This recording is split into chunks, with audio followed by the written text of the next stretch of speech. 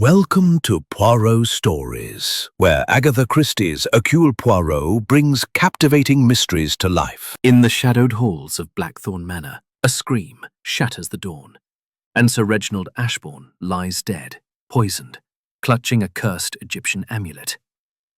Who, among the elegant guests, his grieving wife, defiant daughter, or secretive associates, wields the hand of murder?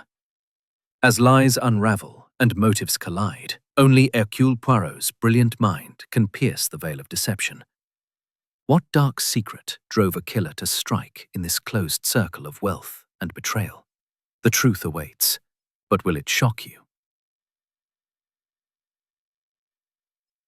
Chapter 1. The Gathering at Blackthorn Manor. The late summer sun cast long, golden fingers across the manicured lawns of Blackthorn Manor, a sprawling Georgian estate nestled in the heart of the Dorset countryside. Its ivy-clad walls, punctuated by tall, mullioned windows, gleamed with an air of timeless elegance. Yet, beneath the serene facade, a quiet tension simmered. The manor, owned by the wealthy and enigmatic Sir Reginald Ashbourne, was to play host to a weekend gathering of his closest associates and family. A gathering that, unbeknownst to its participants, would soon become the stage for a crime most foul.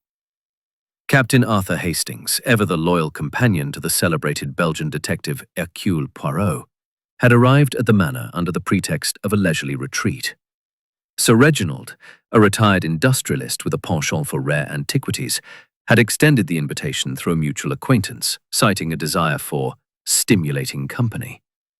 Hastings, always eager for a glimpse into the lives of the English gentry, had accepted with enthusiasm, though he could not shake a peculiar sense of unease as the taxi wound its way up the gravel drive. The manor's great oak doors swung open to reveal a butler, impeccably attired in black, who greeted Hastings with a deferential bow. "Captain Hastings, sir. Welcome to Blackthorn Manor. Sir Reginald awaits you in the drawing room." Hastings stepped into the grand hall, his polished shoes clicking on the marble floor. The air was thick with the scent of beeswax and roses, and the walls were adorned with portraits of stern-faced Ashbournes, their eyes seeming to follow him as he passed. The butler led him through a labyrinth of corridors to the drawing room, where the assembled company awaited. Sir Reginald Ashbourne stood at the centre of the room, a tall man of 60 with silver hair and a commanding presence. His sharp blue eyes surveyed his guests with a mixture of warmth and calculation. "Captain Hastings!" he boomed, striding forward to shake his hand. "A pleasure to have you here. I trust the journey was not too taxing?" "Not at all, Sir Reginald," Hastings replied, his smile polite but guarded. "Your home is magnificent." "Indeed it is," Sir Reginald said, gesturing expansively. "A sanctuary of history and beauty. Allow me to introduce my guests." Unspoken. To Sir Reginald's right stood his wife, Lady Eleanor Ashbourne, a woman of 45 whose delicate beauty was marred by a nervous tic at the corner of her mouth. She wore a sapphire necklace that caught the light, its brilliance almost hypnotic. Beside her was their daughter, Miss Clara Ashbourne, a striking young woman of 23 with auburn hair and a defiant glint in her green eyes. She stood apart, her posture rigid, as if distancing herself from the room's conviviality. Next was Dr. Victor Langley, a lean, bespectacled man of 50, Sir Reginald's personal physician and confidant. His hands fidgeted with a silver cigarette case, betraying a restlessness that belied his calm demeanour.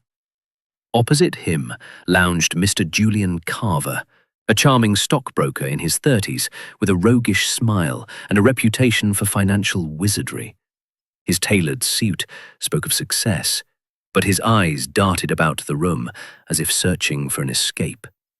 Miss Beatrice Lyle, Sir Reginald's private secretary, was a quiet, mousy woman of indeterminate age, her plain grey dress and tightly pinned hair rendering her almost invisible. Yet her sharp gaze missed nothing, and Hastings noted the way her fingers clutched her notebook as if it were a shield. Finally, there was Major Ernest Rutherford, a retired military man with a ruddy complexion and a booming laugh that filled the room but failed to mask the strain in his eyes. He was Sir Reginald's oldest friend, though whispers of a recent falling out had reached even Hastings's ears. The group exchanged pleasantries, their voices mingling in a polite symphony that masked deeper currents of unease. Lady Eleanor spoke of the weather with forced brightness, while Clara's responses were curt, her attention fixed on a distant point beyond the window. Dr. Langley murmured about a new medical journal, and Carver attempted to charm Miss Lyle, who rebuffed him with a tight smile.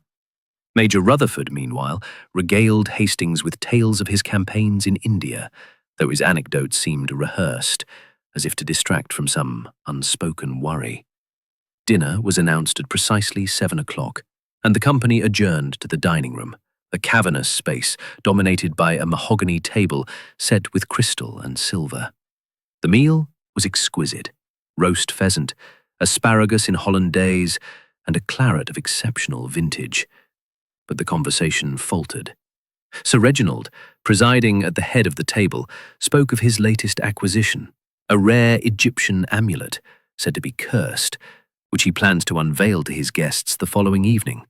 "A curious piece," he said, his voice tinged with pride.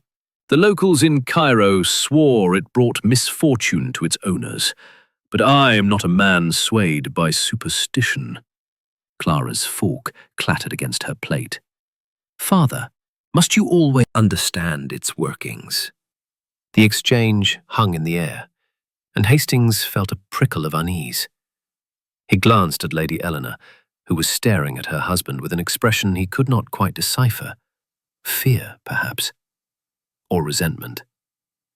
Dr. Langley cleared his throat, changing the subject to the health benefits of country air, but the moment lingered, a shadow over the candlelit table.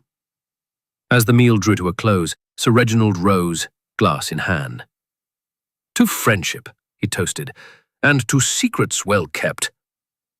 The words were met with uneasy smiles, and Hastings noted the way each guest avoided the other's eyes. The toast felt less like a celebration and more like a challenge. The evening passed in a haze of polite conversation and strained laughter. By 10 o'clock, the guests began to retire, pleading fatigue from their journeys. Hastings lingered in the drawing room, nursing a brandy and reflecting on the undercurrents he had observed. There was something amiss at Blackthorn Manor, though he could not yet name it.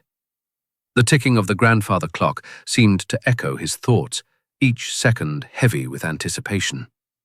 As he made his way to his room, he passed Sir Reginald's study, its door slightly ajar. A low murmur of voices reached his ears, too faint to discern but urgent in tone. He hesitated, tempted to listen, but decorum prevailed, and he continued down the corridor. The manor was silent now, save for the creak of ancient floorboards and the distant hoot of an owl. In his room, Hastings sat by the window, gazing out at the moonlit gardens. The estate was beautiful, yet it felt like a stage set for a drama yet to unfold. He thought of Poirot, his friend and mentor, who was due to arrive the following morning at Sir Reginald's request. The industrialist had hinted at a delicate matter requiring Poirot's expertise, though he had been vague about the details. Hastings knew better than to speculate. Poirot would see through the fog of deception with his usual clarity, but he could not shake the feeling that Blackthorn Manor was a powder keg awaiting a spark. As he drifted into an uneasy sleep, the last image in his mind was of Sir Reginald's amulet, its obsidian surface glinting in the candlelight, as if whispering of secrets yet to be uncovered. The night passed without incident, but at dawn, a scream shattered the silence of Blackthorn Manor. Hastings bolted upright, his heart pounding. The sound had come from the east wing, where Sir Reginald's private quarters lay. He threw on his dressing gown and hurried into the corridor, where he found Lady Eleanor, pale and trembling, clutching the banister. "Captain Hastings," she gasped, her voice barely a whisper. "It's Reginald. He's dead." Hastings' blood ran cold. The game, it seemed, had begun.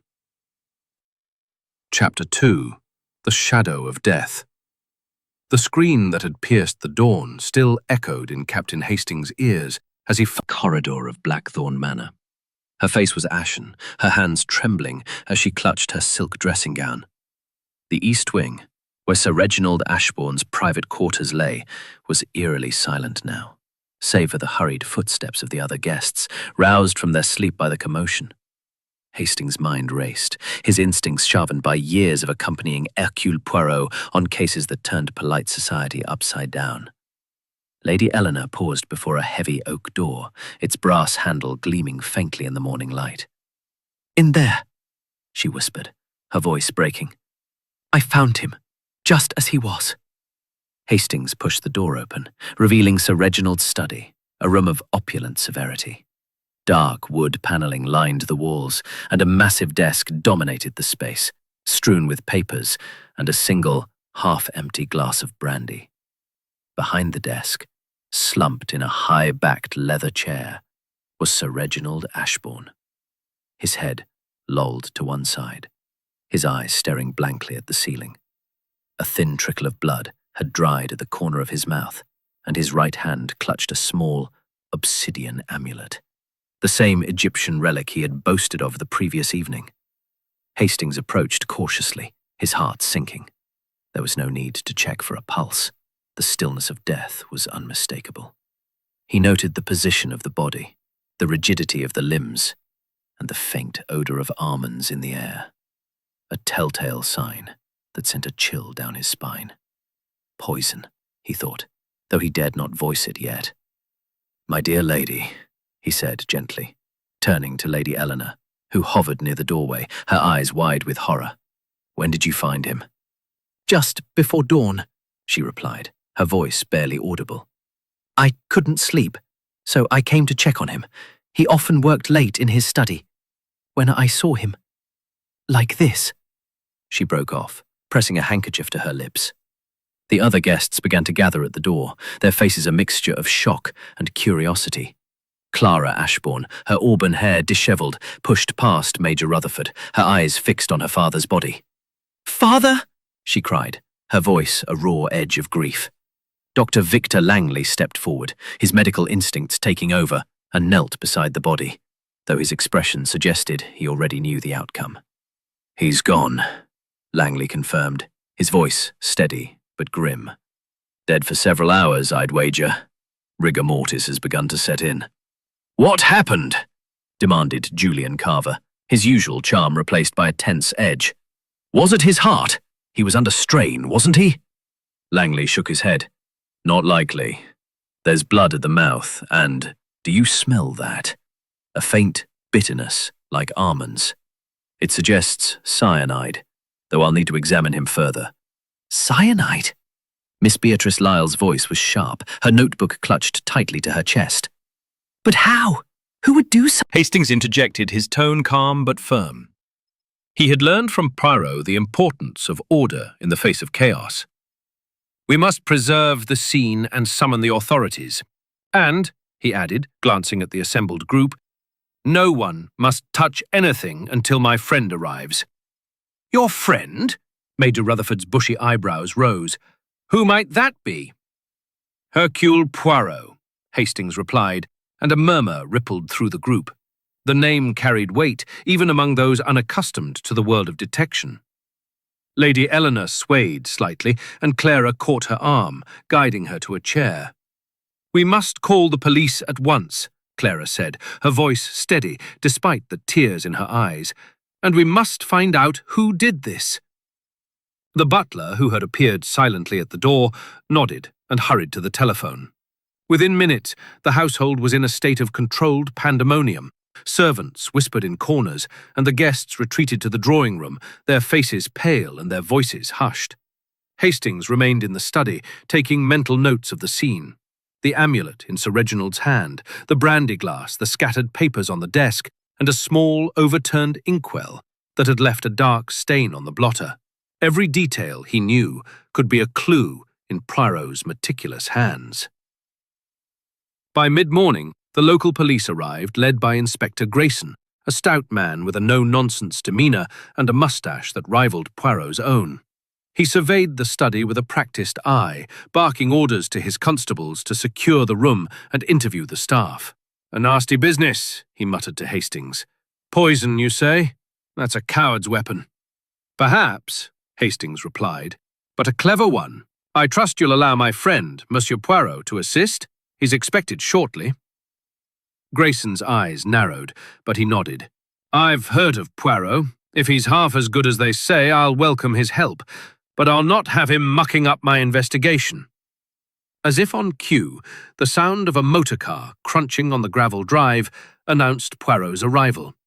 Hastings hurried to the entrance hall, where the little Belgian detective stood, immaculate in a tailored suit, his patent leather shoes gleaming. His moustache was waxed to perfection, and his green eyes sparkled with curiosity as he surveyed the manor. "Mon ami Hastings," Poirot exclaimed, his voice warm but tinged with urgency. "You have stumbled into a drama, no? Tell me everything." Hastings recounted the morning's events as they walked to the study, Poirot's head tilted slightly, absorbing every word. When they reached the scene, Poirot paused at the threshold, his gaze sweeping over the room with the precision of a watchmaker. "Tiens," he murmured, stepping forward to examine the body. "The amulet. It is significant, no? And the brandy glass. Most interesting." Inspector Grayson joined them, offering a brisk summary of his findings. "Looks like cyanide administered sometime last night. The staff say Sir Reginald was in here alone after dinner. No signs of a struggle, no forced entry. Whoever did this knew what they were about." Poirot nodded, his fingers steepled. "The method? It is deliberate. The poison, it requires planning, access, and opportunity. We must ask, who had all three?" He turned to Hastings. "And you, my friend, what do you observe?" Hastings hesitated, then pointed to the desk. "The papers are in disarray, which seems unlike Sir Reginald. He was meticulous from what I saw. And the inkwell, it's spilled as if he knocked it over in a moment of distress." "Bien," Poirot said, a faint smile touching his lips. "You begin to see with the eyes of a detective. Now, let us meet these guests of whom you spoke. The truth, it lies in their words, their glances, their silences." The drawing room was a study in tension as Poirot entered, his small stature somehow commanding the space. The guests sat in a semicircle, their faces a mixture of grief, fear, and suspicion. Poirot introduced himself with a bow, his voice smooth as velvet. "Mesdames et messieurs, I am Hercule Poirot, and I am here to uncover the truth of Sir Reginald's death. I ask for your cooperation, for it is in the order and method of our inquiry that we shall find justice." He began with Lady Eleanor, who recounted her discovery of the body, her voice faltering as she described her husband's lifeless form. Clara spoke next, her words clipped, insisting she had gone to bed early and heard nothing. Dr. Langley confirmed the likely cause of death, though he admitted he had no access to Sir Reginald's brandy. Julian Carver claimed to have been in his room, writing letters, while Miss Lyle said she had retired immediately after dinner, her duties complete. Major Rutherford, his voice gruff, admitted to a late-night walk in the gardens, alone. Poirot listened, his eyes darting from one face to another, noting the way Clara avoided her mother's gaze, the way Carver's fingers twitched, the way Miss Lyle's notebook seemed to anchor her. "Each of you," he said at last, "has a story. But stories, they can conceal as much as they reveal. I shall discover what lies beneath." As the interviews concluded, Poirot drew Hastings aside. "There is a pattern here, mon ami, but it is obscured by lies. The amulet, the brandy, the spilled ink, these are the threads of our tapestry. We must weave them carefully." The day wore on, the manor heavy with the weight of death. Hastings watched Poirot move through the house, his questions gentle but probing, his observations relentless. The stage was set. The players assembled, and the game of truth and deception had begun in earnest. Had gathered the household. The air was thick with unspoken accusations, and the guests sat in uneasy silence, their eyes flitting between one another and the diminutive Belgian detective who stood before them, his posture impeccable, his moustache a study in precision. Captain Hastings, seated near the fireplace, marveled at how Poirot's presence could transform a room, turning chaos into a canvas for his methodical inquiry. Poirot's arrival had been a catalyst, stirring the stagnant waters of Blackthorn Manor. The local police, under Inspector Grayson's brusque command, had cordoned off Sir Reginald Ashburn's study, but it was clear they were out of their depth. Grayson's men had dusted for fingerprints and catalogued the obvious, the brandy glass, the amulet, the spilled inkwell, but they lacked the finesse to see beyond the surface.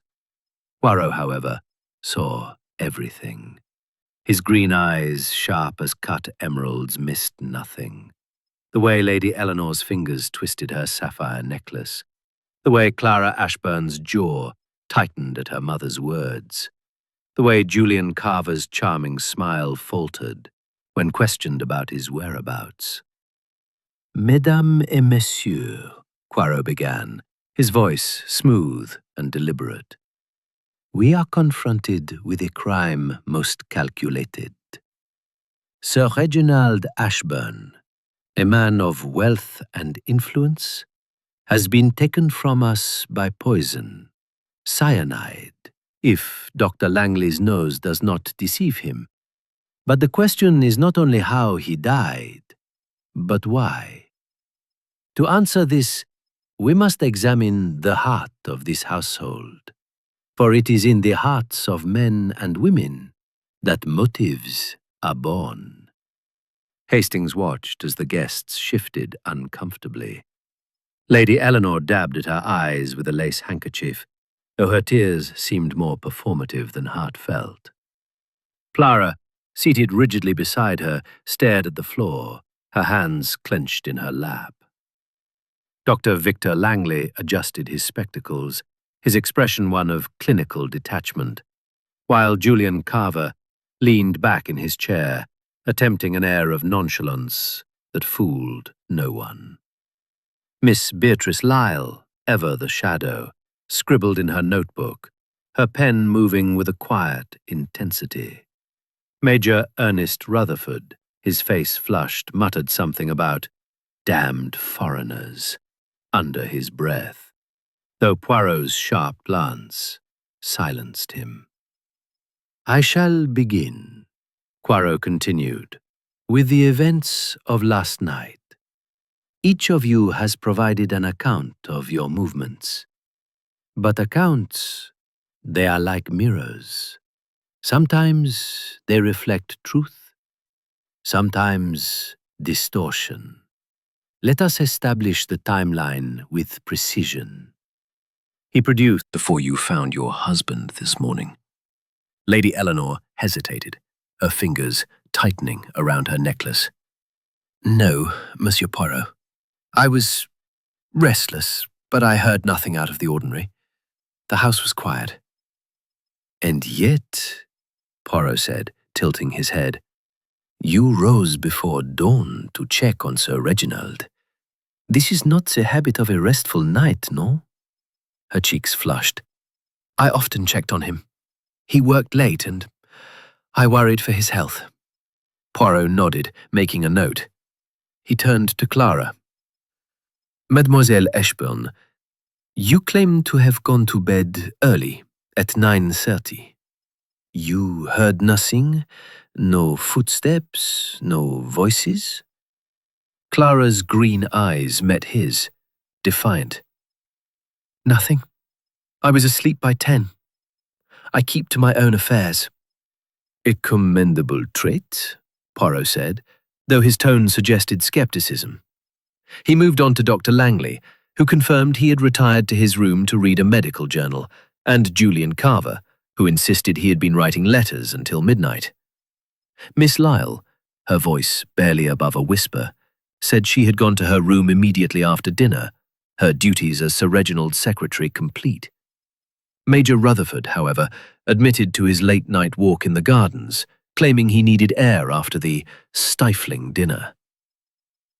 Poirot closed his notebook with a snap. Bon, we have a framework, but it is fragile. The truth, it hides in the details, the glance, the gesture, the contradiction. I shall inspect the study once more, and then we shall speak again. Hastings followed Poirot back to the study, where Inspector Grayson stood guard, his impatience palpable. Well, Poirot, Grayson said, folding his arms. Found your murderer yet? Poirot's smile was enigmatic. Patience, Inspector. The mind, it works like a clock. Tick, tick, tick, until the hour strikes. Let us examine the scene. The study was as they had left it, the air still heavy with the faint bitterness of cyanide. Poirot moved with deliberate grace, his gloved hands hovering over the desk, the brandy glass, the amulet still clutched in Sir Reginald's lifeless hand. He paused at the spilled inkwell, his brow furrowing. Curieux, he murmured. The ink, it is not merely spilled. See how it spreads, as if the desk was struck with force. Hastings leaned closer. You think he knocked it over in a struggle? Perhaps, Poirot said, or perhaps it was staged to suggest distress. The poison, it acts quickly, no? There would be little time for such a gesture. He turned to the brandy glass, sniffing it delicately. The cyanide, it was likely in the drink, but letter, half finished, addressed to a solicitor in London. The words were innocuous, business matters, estate planning, but Poirot's eyes narrowed. This letter, it was written last night. The ink is fresh, the handwriting steady. Sir Reginald was not a man in fear for his life, no? Hastings nodded, impressed by Poirot's attention to detail. What about the amulet? He was holding it tightly as if it meant something. Précisément, Poirot said. The amulet. It is no mere trinket. It is a symbol, perhaps of guilt, perhaps of warning. We must learn its history. As Poirot continued his inspection, Hastings' thoughts turned to the guests. Each had a motive, however veiled. Lady Eleanor's strained marriage, Clara's resentment, Langley's access to poisons, Carver's financial ties to Sir Reginald, Lyle's quiet omniscience, Rutherford's rumoured feud. The manor was a web of secrets, and Poirot was the spider at its centre, patiently waiting for the threads to tremble. Their work was interrupted by a knock at the door. The butler, pale but composed, announced that lunch was ready, though few seemed eager to eat. Poirot declined, preferring to remain in the study, but he urged Hastings to join the others. Observe, mon ami, he whispered. The dining table. It is a stage where masks slip. In the dining room, the atmosphere was funereal. The guests picked at their food, their conversations stilted. Hastings noted Clara's refusal to meet her mother's gaze, and the way Carver's hand shook as he lifted his glass. Miss Lyle, silent as ever, watched everyone, her notebook absent, but her eyes recording every detail. Major Rutherford, usually boisterous, was subdued, his gaze fixed on the window. As coffee was served, Lady Eleanor spoke, her voice brittle. Monsieur Poirot seems very thorough. Do you think he'll find the truth, Captain Hastings? I have no doubt, Hastings replied. Poirot has a way of seeing what others miss. Clara's lips curled in a faint sneer. Perhaps he'll see too much. The remark hung in the air, and Hastings felt a prickle of unease. The meal concluded, and as the guests dispersed, he returned to Poirot, who was now examining a small key found in Sir Reginald's pocket. A safe, perhaps? Poirot mused, or a locked door. We shall see. The day wore on, with Poirot questioning the staff. A maid who had seen Sir Reginald arguing with Major Rutherford a week prior, a footman who swore he heard footsteps in the east wing after midnight. Each piece of information was a fragment, and Poirot collected them with care, his mind a crucible where facts were refined into truth. As evening fell, Poirot drew Hastings aside. "Mon ami, this case, it is like a tapestry woven with invisible threads. The amulet, the brandy, the ink, that shall tighten the net." Hastings nodded, his mind racing. Blackthorn Manor was a house of shadows, and Poirot was its illuminator. But as the candles burned low, Hastings could not shake the feeling that the killer was watching, waiting, and perhaps planning their next move. Chapter 4. The interrogations deepen. The morning light filtered through the tall windows of Blackthorn Manor, casting a pale glow over the drawing room where Hercule Poirot had once again assembled the household. The air was heavy with the scent of polished wood and wilting roses, a reminder of the elegance that cloaked the grim reality of Sir Reginald Ashbourne's murder. Captain Hastings stood near the door, his eyes scanning the faces of the guests, each of whom seemed to wear their unease like a second skin. Poirot, immaculate as ever in his pinstriped suit, stood at the centre of the room, his small frame radiating an authority that silenced even the most restless among them. "Mesdames et messieurs," Poirot began, his voice calm but commanding. "We are gathered to unravel the mystery of Sir Reginald's death. The poison, it was no accident.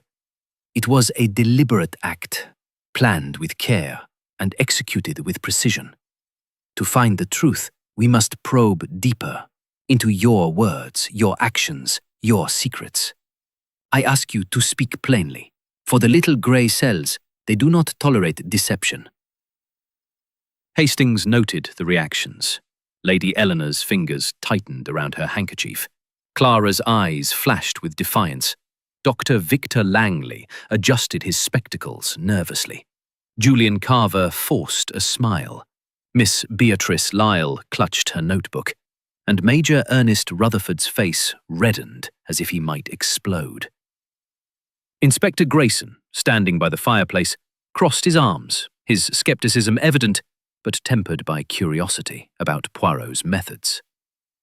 Poirot began with Lady Eleanor, his tone gentle but probing. "Madame, you have said you found your husband at dawn, but you were restless in the night. Tell me, what kept you awake? Was it merely concern for Sir Reginald, or something more?" Lady Eleanor's lips trembled, and she glanced at Clara before answering. I was worried about him, as I said. Reginald had been under strain lately. Business matters, I suppose. I often checked on him when he worked late." "And yet," Poirot said, his eyes narrowing, "you did not check on him during the night, only at dawn. Why the delay, if your concern was so great?" Her cheeks flushed, and she faltered. I fell asleep for a time. I didn't realize how late it was until I woke." Poirot made a note in his small black notebook, his expression unreadable. He turned to Clara. "Mademoiselle Ashbourne, I was asleep. The walls are thick and I keep my windows closed. I heard nothing." "Curieux," Poirot murmured. "A young woman so close to the scene of a crime hears nothing. The mind, it wonders what the ears choose not to hear." Clara's jaw tightened, but she said no more. Dr. Langley was next, and Poirot's questions grew sharper. "Monsieur le Docteur, you are a man of medicine. Cyanide, it is not a common substance in a household, no? Yet you identified its scent immediately. Tell me, have you handled such a poison in your practice?" Langley's fingers twitched around his cigarette case. "I've studied toxicology, naturally. Cyanide is used in certain medical contexts, but I assure you, I had no access to it here. My bag contains only standard remedies." "And yet," Poirot said, "you were Sir Reginald's physician. You knew his habits, his health, his vulnerabilities. Did he ever speak of enemies, of threats? Langley hesitated, then shook his head. He was a private man. He mentioned no threats, only the usual stresses of his business dealings. Poirot's gaze lingered on Langley, before moving to Julian Carver. Monsieur Carver, you are a man of finance, no? Sir Reginald was your client, perhaps. Tell me of your dealings with him. Carver's smile was practiced, but his eyes darted nervously. Reginald was an investor in some of my ventures. We had a good relationship, profitable for both of us. I was in my room last night, writing letters, as I said. Letters, Poirot repeated, his tone thoughtful. And these letters, they were urgent, to keep you from joining the others after dinner?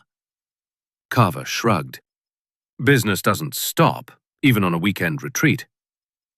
Miss Beatrice Lyle was next, her quiet demeanour a stark contrast to the other's agitation. Mademoiselle Lyle, Poirot said, as Sir Reginald's secretary, you knew his affairs intimately. Did you notice anything unusual in his correspondence, his meetings, his mood? Lyle's eyes flicked up from her notebook, her voice soft but clear. Sir Reginald was preoccupied in recent weeks. He received letters he wouldn't let me open, which was unusual, but he shared nothing specific. And last night, Poirot pressed, you retired immediately after dinner. You saw nothing? Heard nothing?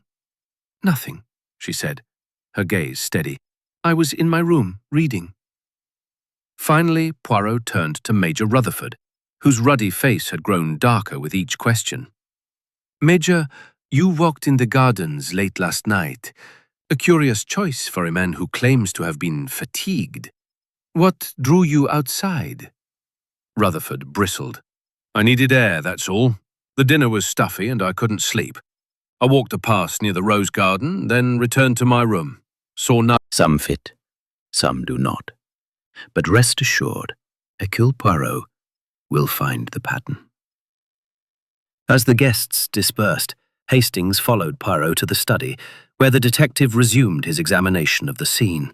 The brandy glass, now dusted for fingerprints by Grayson's men, sat on a side table, its contents sealed for analysis. Poirot knelt beside the desk, his gloved hands tracing the edge of the spilled ink. Hastings, mon ami, he said, observe the inkwell. It is not merely overturned. It is cracked, as if struck with force. Yet the papers beneath it are undisturbed. This suggests... What? Hastings frowned, trying to follow Poirot's logic. That the inkwell was broken deliberately, to make it look like a struggle. Précisément, Poirot said, his eyes gleaming.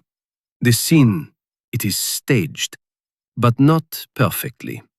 The murderer, they are clever, but not as clever as Poirot. He moved to the amulet, still clutched in Sir Reginald's hand. This amulet, he said, it is more than a curiosity. I have made inquiries through a contact in London, an expert in Egyptian antiquities. It is said to be a charm of protection, but also of vengeance. Sir Reginald held it tightly, as if it were his last thought. Why? Hastings shook his head. Perhaps he believed in its curse. Poirot's smile was faint. Or perhaps it was placed there to send a message. We must learn more of its origins. Their work was interrupted by Inspector Grayson, who entered with a constable in tow. We've questioned the staff, Grayson said. The maid, Jenny, says she saw Sir Reginald and Major Rutherford arguing in the library last week, something about a debt, and the footman swears he heard footsteps in the east wing around 1 a.m., though he couldn't say whose. Bon, Poirot said. Every detail, it adds to the picture.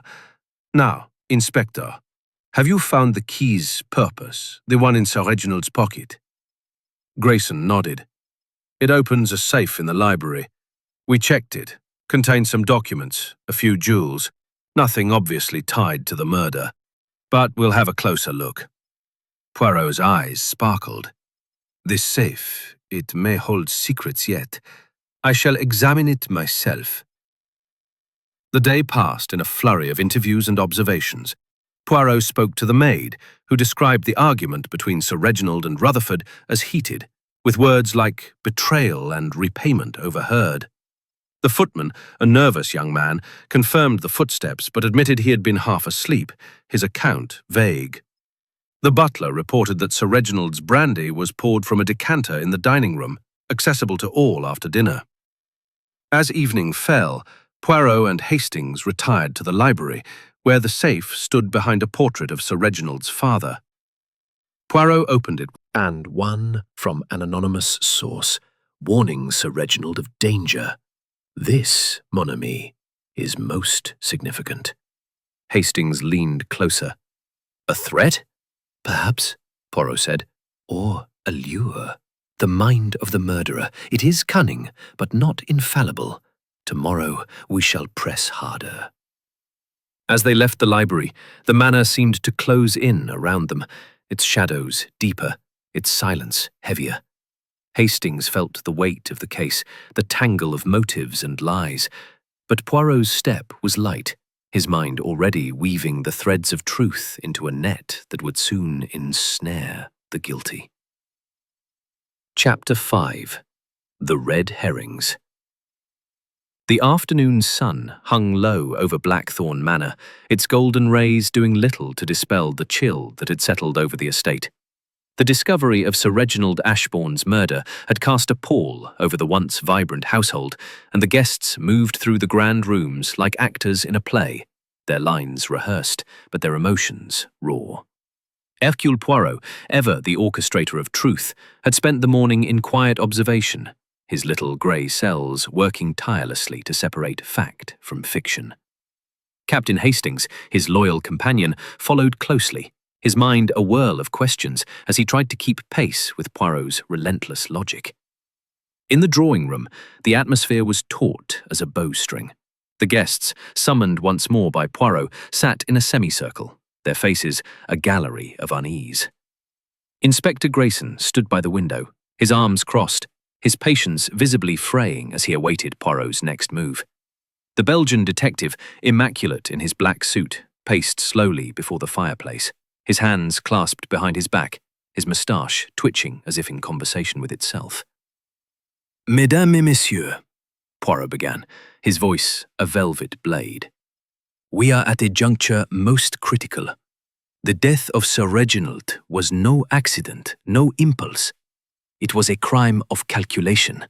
And yet, the murderer has left behind a trail of distractions, what you English call red herrings.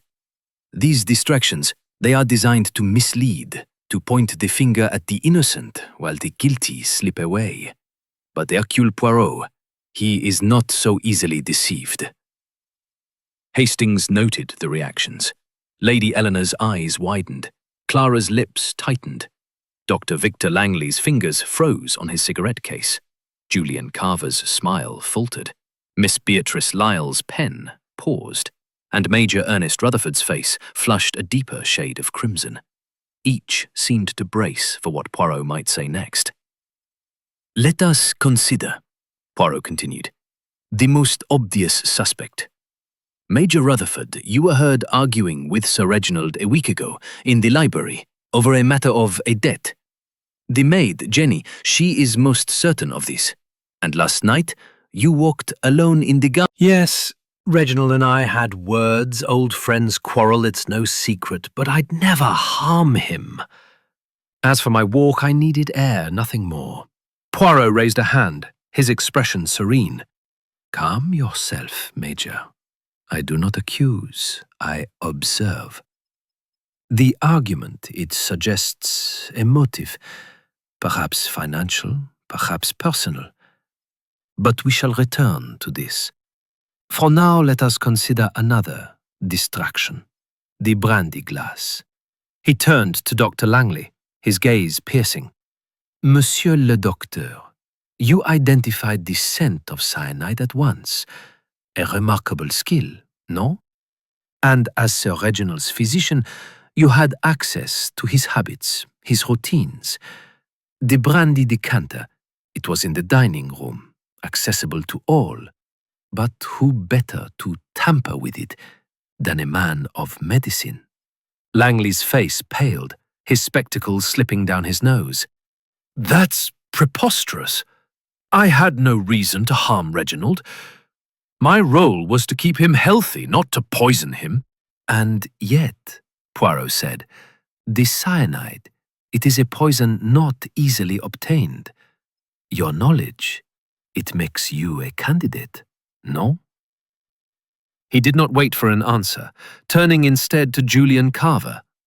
Monsieur Carver, your financial dealings with Sir Reginald were profitable, you say.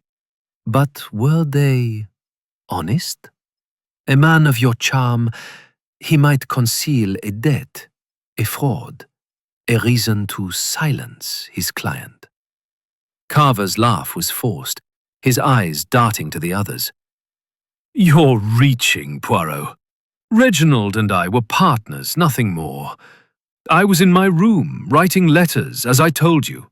Poirot's smile was faint. Letters, toujours les lettres.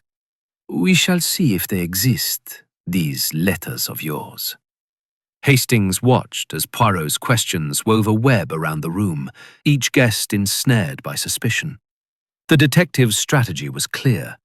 To press each suspect, to test their stories for cracks, to let the guilty betray themselves through fear or contradiction. But Hastings also sensed that Poirot was holding back, his true suspicions veiled behind his courteous demeanor. The interrogation paused as the butler entered, announcing that the police had completed their analysis of the brandy glass. Inspector Grayson stepped forward, his voice gruff. The glass had traces of cyanide, as expected. No fingerprints, but Sir Reginald's, which suggests the poison was in the decanter before he poured it. The decanter's clean, though, wiped down, likely by the killer.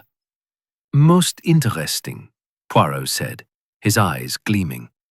The decanter, it was in the dining room, accessible to all after dinner. Who lingered there last night?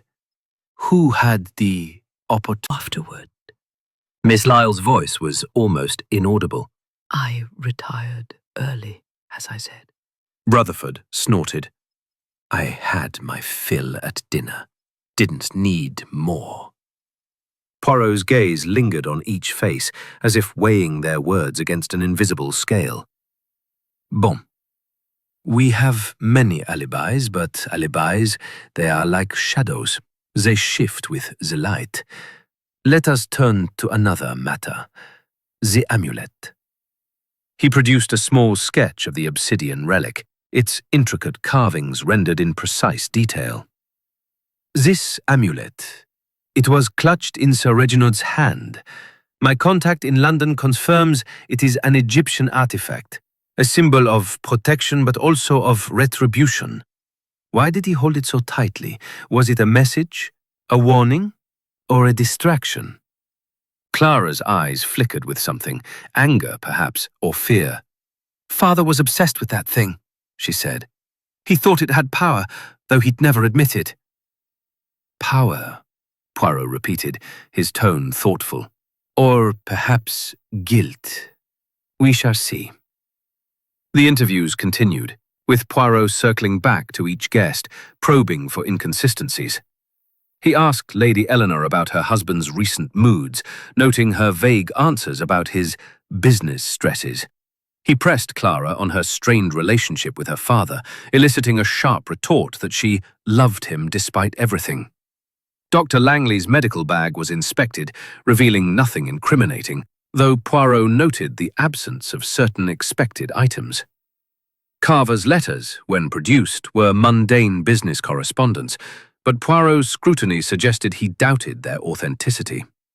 Miss Lyle's notebook, filled with shorthand, was a cipher Poirot promised to decode later. Rutherford's bluster grew louder, but his story held, for now. As the day wore on, Poirot and Hastings returned to the study, where the detective examined the safe's contents again. The anonymous letter warning Sir Reginald of danger was particularly intriguing. "This letter," Poirot said, holding it to the light, "it is typed, not handwritten, and on paper common to this house. The sender was here, mon ami, among us." Hastings frowned. "But who, and why warn him if they meant to kill him?" "A diversion," Poirot said, "or perhaps a taunt. The murderer, they play a game, but they do not know that Hercule Poirot is a master of games." The evening brought a new development. The maid, Jenny, approached Poirot privately, her eyes wide with fear. "Sir, I didn't want to say before, but I saw Miss Lyle in the dining room after dinner, near the decanter. She was adjusting something, I couldn't tell what." Poirot's eyes sparkled. "Merci, mademoiselle. This is most helpful." As night fell, the manor seemed to Presence. But Poirot's calm was unshakable, his mind a beacon in the fog of deception. "Mon ami," Poirot said, as they retired to their rooms, "the red herrings they are plentiful, but they cannot hide the truth forever. Tomorrow we shall cast a wider net, and the fish, it will be caught." Hastings nodded, his thoughts racing. The murderer was close, watching, waiting. But with Poirot on the case, their time was running out. Chapter 6. A Clue in the Detail. The morning at Blackthorn Manor dawned grey and heavy, the sky draped in clouds that mirrored the oppressive mood within the estate's ancient walls. The murder of Sir Reginald Ashburn had transformed the once elegant retreat into a labyrinth of suspicion, where every glance and gesture carried weight. Hercule Poirot, undeterred by the mounting tension, moved through the house with the precision of a metronome, his sharp eyes catching details others overlooked. Captain Hastings, ever at his side, felt the case tightening like a noose, each new revelation pulling them closer to the truth, or further into the murderer's web. Poirot had requested a private meeting in the library, a room of towering bookshelves and heavy velvet curtains, where the air smelled of leather and dust. The guests were not summoned this time. Instead, Poirot had asked for the household staff to be interviewed individually, a task that Inspector Grayson grudgingly allowed, provided he could observe. Hastings stood by the window, watching the drizzle patter against the glass, his mind replaying the previous day's interrogations. Poirot's focus on the red herrings, Major Rutherford's argument, Dr. Langley's expertise, Julian Carver's evasions, Miss Lyle's presence near the decanter, had stirred the pot, but Hastings sensed that the detective was now homing in on something specific, a single thread in the tapestry of lies. "Mon ami," Poirot said, adjusting his tie as they awaited the first staff member. "The case, it is like a fine watch. The gears they turn, but it is the smallest cog that drives the mechanism. Today we seek that cog, a detail that unlocks the truth." Hastings nodded, though he wasn't entirely sure what Poirot meant. "You think the staff know more than they've let on?" "Précisément," Poirot replied, his moustache twitching. "The servants, they are the eyes and ears of a house. They see what the guests do not, hear what is whispered behind closed doors. And one of them, I believe, has seen something most significant." The first to enter was Jenny, the maid who had reported seeing Miss Lyle near the decanter. Her hands twisted nervously in her apron as she stood before Poirot, her eyes darting to Grayson, who loomed by the fireplace. Poirot's voice was gentle, almost soothing. "Mademoiselle Jenny, you have been most helpful already. Tell me again of Miss Lyle in the dining room." "It was after dinner, sir, when everyone had gone. I was clearing the table and I saw Miss Lyle by the sideboard near the brandy decanter. She was holding a small vial, I think, but I couldn't be sure. She put it in her pocket when she saw me." Poirot's eyes gleamed. "A vial, you say? Describe it, if you please." "It was small, sir, glass, with a cork stopper. About the size of a perfume bottle, but plain. And her manner, Poirot pressed. Was it furtive? Did she seem anxious? Jenny nodded. She looked startled when she saw me, sir. She left the room quickly after that. Poirot made a note, his expression unreadable. Merci, mademoiselle. You have done well to tell us this. As Jenny left, Hastings leaned closer. A vial? That could be how the cyanide was added to the decanter. Perhaps, Poirot said, but we must not leap to conclusions. The vial, it is a clue, but is it the truth or another distraction? Let us see what the others say. The footman, Thomas, was next, a lanky young man with a nervous stammer. He confirmed his earlier account of hearing footsteps in the east wing around 1 a.m., but under Poirot's gentle probing, he admitted to dozing off in the servants' hall, making his timeline uncertain. The butler, Mr. Grayson, no relation to the inspector, reported that the brandy decanter had been filled fresh that morning, and he had personally placed it in the dining room before dinner. No one tampered with it while I was there, he said firmly, though Poirot noted the slight hesitation in his voice. The most intriguing interview came with Mrs. Hargreaves, the housekeeper, a stern woman of 50 whose sharp eyes missed little. Poirot asked her about Sir Reginald's habits, particularly his late-night work in the study. He was a man of routine, she said. Her voice clipped. Always took his brandy after dinner, always locked his study door when he worked late. But last night, I noticed something odd. Poirot leaned forward, his interest piqued. And what was that, madame? The study door, she said. It was ajar when I passed by around 11. Sir Reginald never left it open when he was working. I thought to close it, but I heard voices inside. His and another's, low and urgent. I didn't stay to listen, it wasn't my place. Voices, Poirot repeated, his eyes narrowing. Could you identify the other? Mrs. Hargreaves shook her head. It was too muffled, sir, but it was a man's voice, I'm sure of that. Poirot thanked her, his mind clearly racing. As she left, he turned to Hastings. The door ajar, a man's voice, this is the detail we sought, mon ami. It tells us Sir Reginald was not alone, despite what the others claim. Someone entered that study, and that someone— Proof yet? Proof, Poirot said. It comes in time. For now, we have a contradiction. The guests claim they were all in their rooms, yet someone was with Sir Reginald. We must find the trace of this visitor. Poirot returned to the study, his movements deliberate as he examined the scene anew. He paused at the desk, where the cracked inkwell still sat, its dark stain a silent witness. Hastings, he said, observe the ink. It is not merely spilled, it has seeped into the wood, but only in one direction, as if the desk was tilted momentarily. This suggests a struggle, brief but violent, before the poison took effect. Hastings frowned. But you said the scene might be staged. Oui, Poirot replied.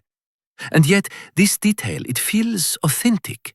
The murderer, they planned the poison, but perhaps they did not plan for resistance.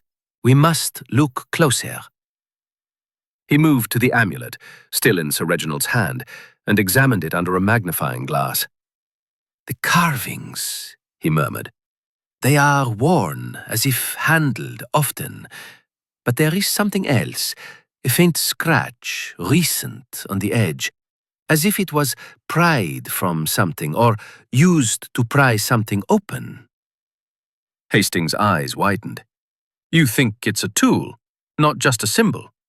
Perhaps both, Poirot said. We must learn more of its history. I have sent a telegram to my contact in London for further details. Their work was interrupted by a commotion in the hall.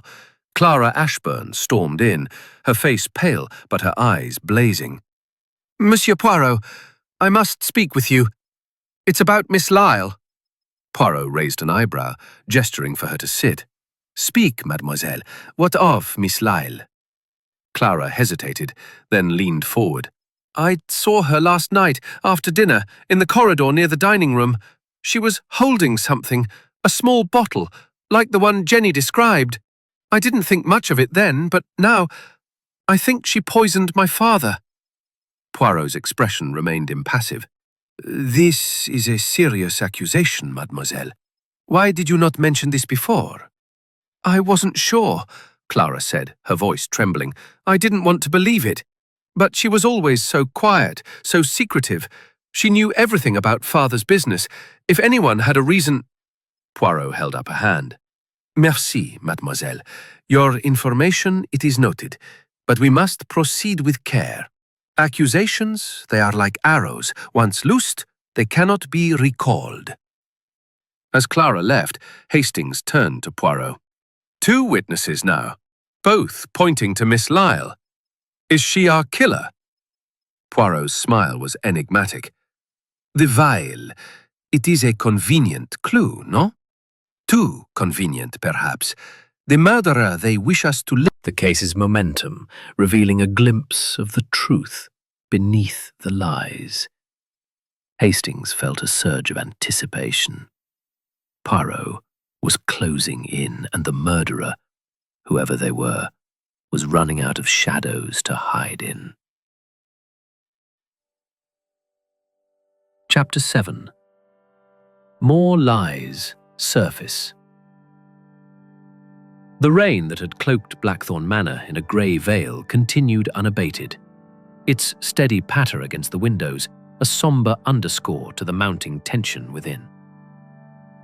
The murder of Sir Reginald Ashburn had woven a web of suspicion that ensnared every guest, and Hercule Poirot, with his relentless pursuit of truth, was beginning to tug at its threads. Captain Hastings, standing by the library's fireplace, felt the weight of the case pressing ever heavier, each revelation peeling back layers of deceit to reveal new secrets beneath. Poirot, as always, was the calm centre of the storm, his green eyes gleaming with the anticipation of a hunter nearing his quarry. The morning had begun with a subtle shift in Poirot's approach. Rather than gathering the entire household, he had chosen to conduct private interviews, summoning each guest to the library one by one. Hastings had seen this tactic before, Poirot's method of isolating suspects to catch them off guard, to let their lies unravel in the absence of an audience. The library, with its rows of leather-bound books and the faint scent of old paper, was the perfect setting for such interrogations, a place where secrets seemed to linger in the air. Poirot began with Lady Eleanor Ashbourne, whose delicate features were marred by exhaustion. Her sapphire necklace gleamed dully in the dim light, a constant reminder of her status and her strain. "Madame," Poirot said, his voice smooth but insistent, "you have spoken of your husband's stresses, but you have not been entirely forthcoming. There were difficulties in your marriage, non? Tell me of them." Lady Eleanor's hands twisted in her lap, her handkerchief a crumpled mess. "Reginald and I, we had our disagreements," she admitted, her voice barely above a whisper.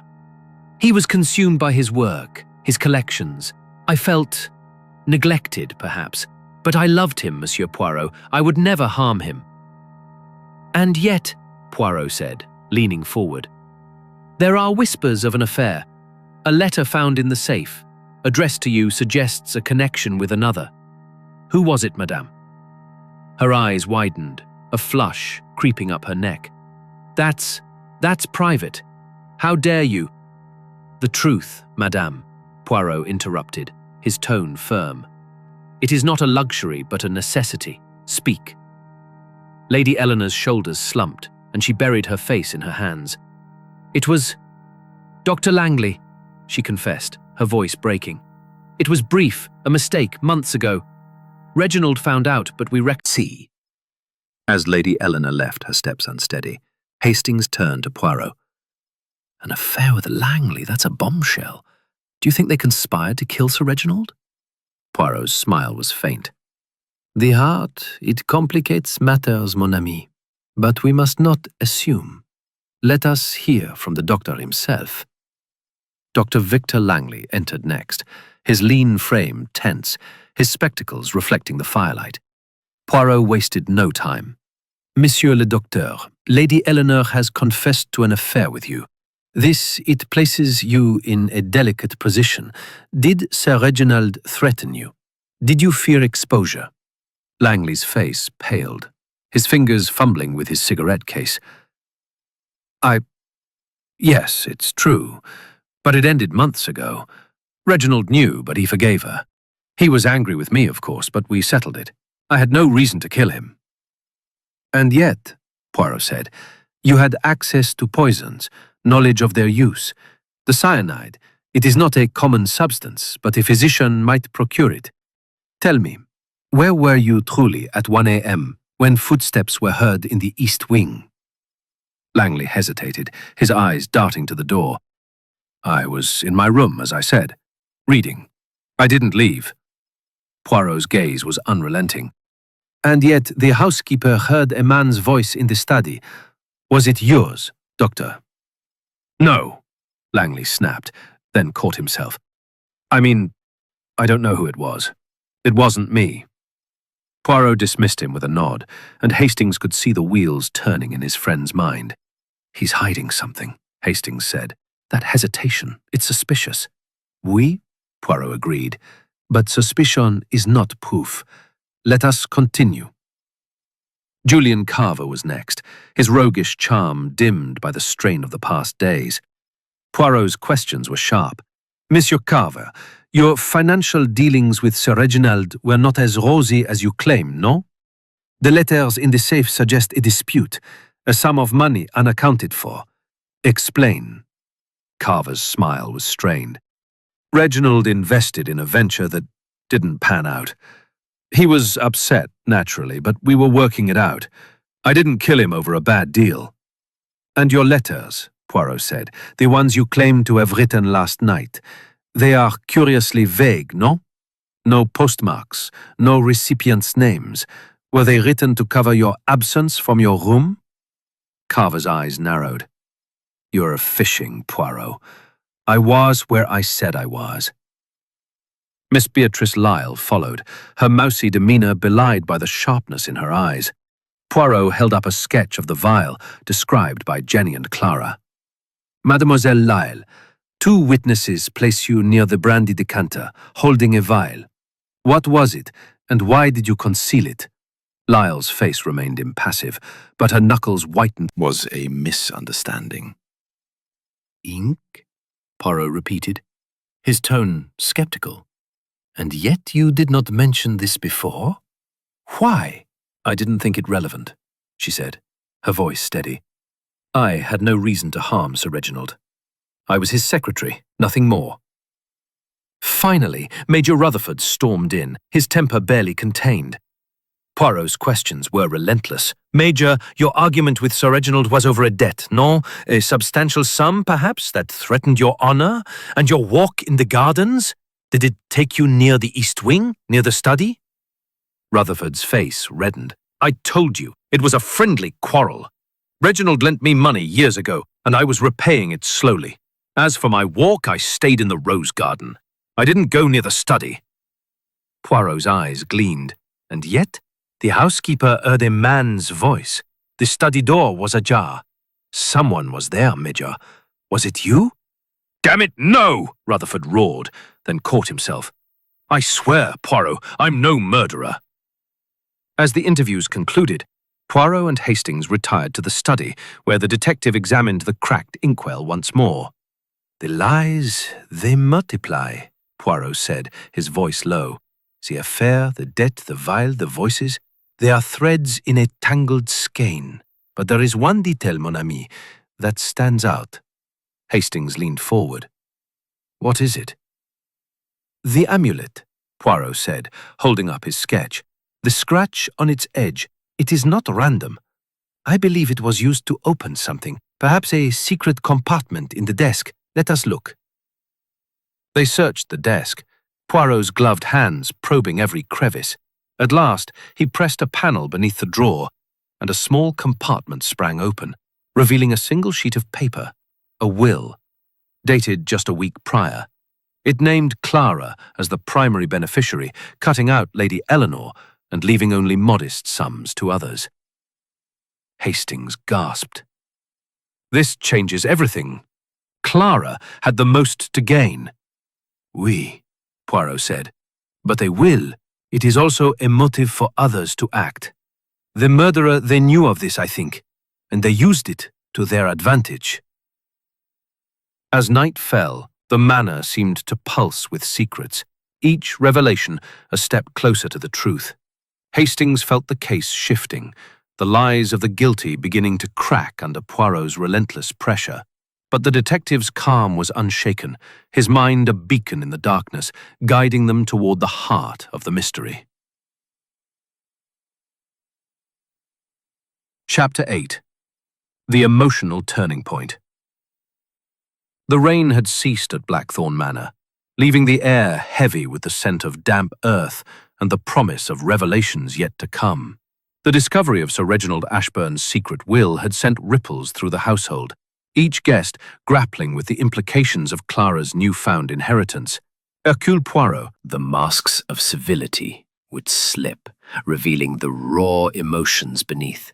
Captain Hastings, standing by the library's window, felt the tension like a tightening spring, the manor's walls seeming to close in, as Poirot prepared to press the suspects further. The morning had been quiet, with Poirot retreating to the study to review his notes, his small notebook filled with cryptic symbols and timelines. Hastings had watched him work, marveling at the detective's ability to distill chaos into order. But now, as the clock struck 11, Poirot summoned the household to the drawing room, his expression grave yet resolute. Inspector Grayson, ever the skeptic, stood by the door, his arms crossed, while the guests filed in, their faces a mixture of dread and defiance. Mesdames et messieurs, Poirot began, his voice carrying the weight of inevitability.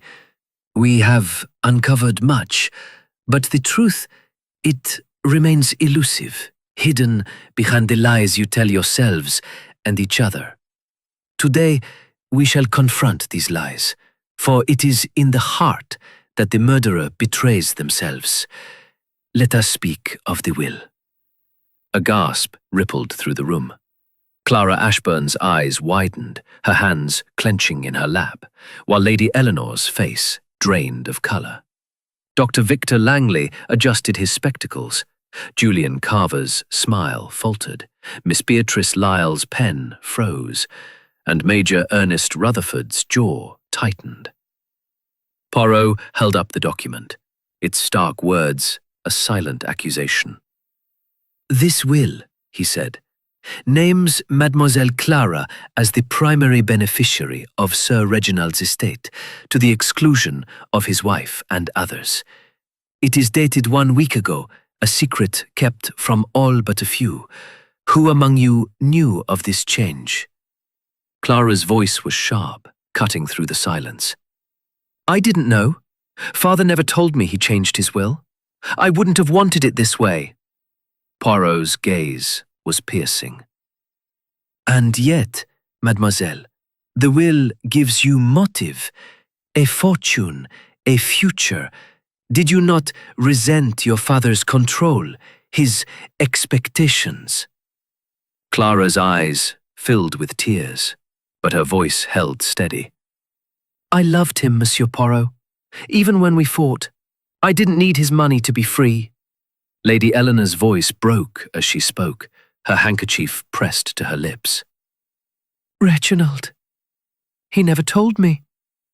After all these years, to cut me out. She swayed, and Clara reached for her. But Lady Eleanor pulled away, her grief tinged with anger. Poirot turned to the others. The will, it is a spark that ignites many fires. Jealousy, betrayal, fear. Who else knew of it? Speak, or the truth will find you out. Affairs? Miss Lyle's voice was barely audible. I typed some letters for Sir Reginald, but none mentioned a will. He was secretive about such matters. Major Rutherford's face was a mask of indignation. If I'd known, I'd have confronted him. To leave me nothing after our friendship. Bah!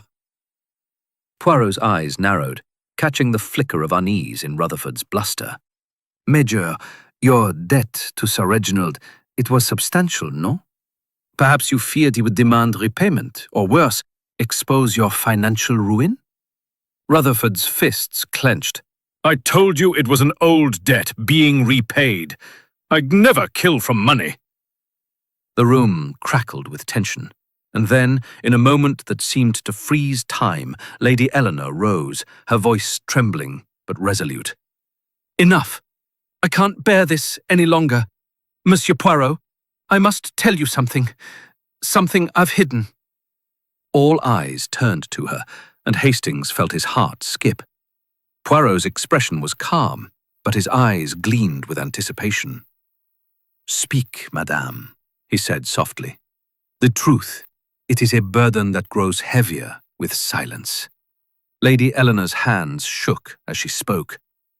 The night Reginald died, I went to his study. I lied about staying in my room.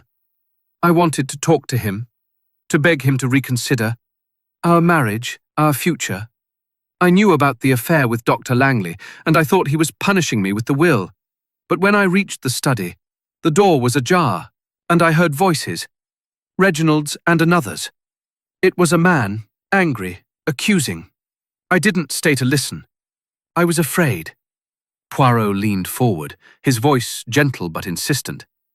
This man, madame, did you recognize his voice? She shook her head, tears streaming down her face. I couldn't tell. It was low, muffled.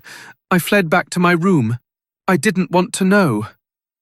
The room erupted in murmurs, the guests exchanging glances of suspicion. Clara's face was a mask of shock, while Langley's hands trembled, his cigarette case forgotten. Carver's eyes darted to the door, as if contemplating escape, and Miss Lyle's pen moved furiously, recording every word. Rutherford's bluster faded, his face pale. Poirot raised a hand, silencing the room. Madame, your confession, it is a turning point. You have placed a man in the study, corroborating the housekeeper's account.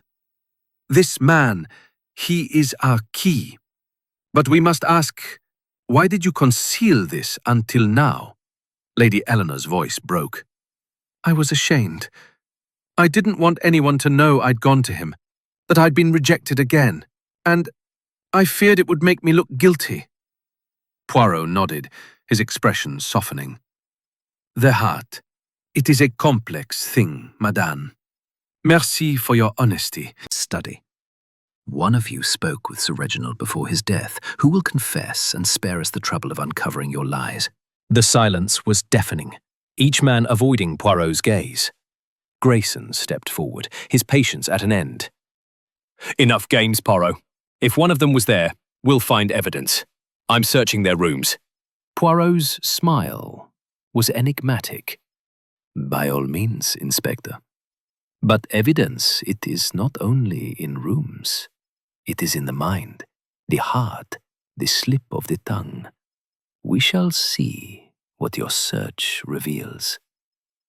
The search yielded little of note. Langley's medical bag contained only standard supplies, Carver's room held his letters, still vague and unconvincing, and Rutherford's quarters revealed a stack of unpaid bills, confirming his financial strain.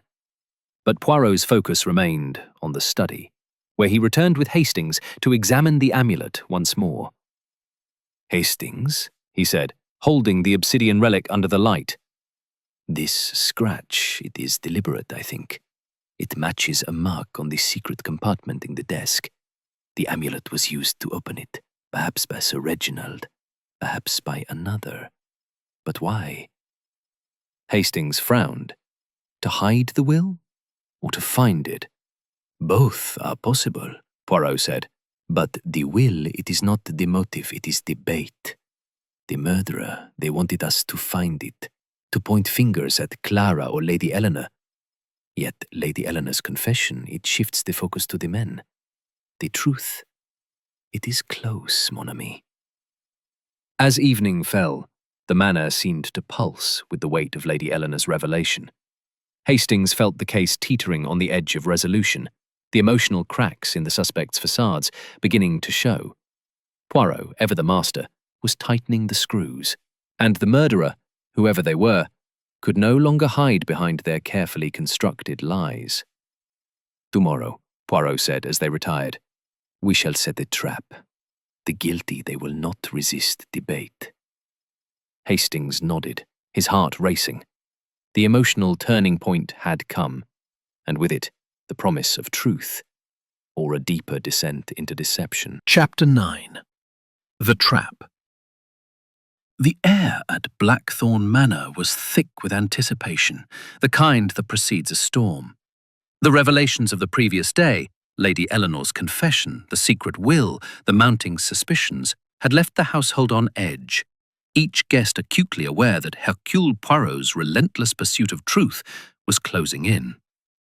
Captain Hastings, standing in the library's dim light, felt the weight of the case like a physical presence, the manor's walls seeming to pulse with the secrets they held.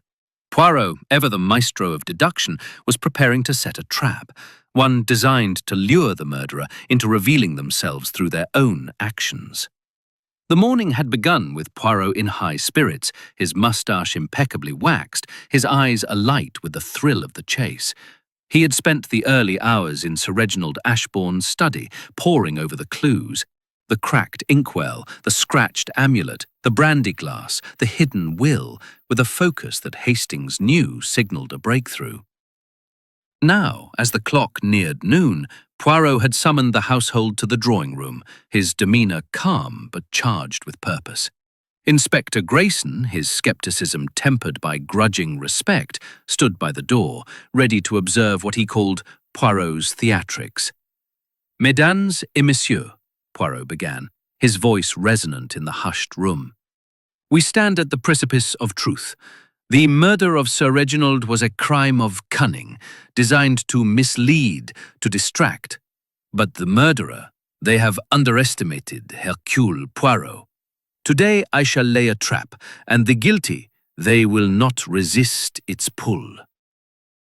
The guests sat in tense silence, their faces a gallery of unease. Lady Eleanor clutched her sapphire necklace, her eyes red-rimmed from sleepless nights. Clara Ashbourne sat rigidly, her green eyes fixed on Poirot, a mixture of defiance and fear in her gaze. Dr. Victor Langley's hands trembled slightly, his cigarette case untouched. Julian Carver's usual charm was absent, his smile replaced by a wary frown. Miss Beatrice Lyle's notebook lay closed, her hands folded tightly in her lap. Major Ernest Rutherford's ruddy face was set in a scowl, his fists clenched as if ready for a fight. Poirot held up a small, sealed envelope, its edges crisp and official. "This," he said, "is a letter I have received from my contact in London, an expert in Egyptian antiquities. It concerns the amulet found in Sir Reginald's hand. A relic of protection, yes, but also of vengeance. The letter contains information that may point to the murderer. I shall open it tonight, in the presence of you all, after dinner. Until then, it will remain in the safe in the library, under lock and key." Hastings watched as the guests exchanged glances, their reactions subtle but telling.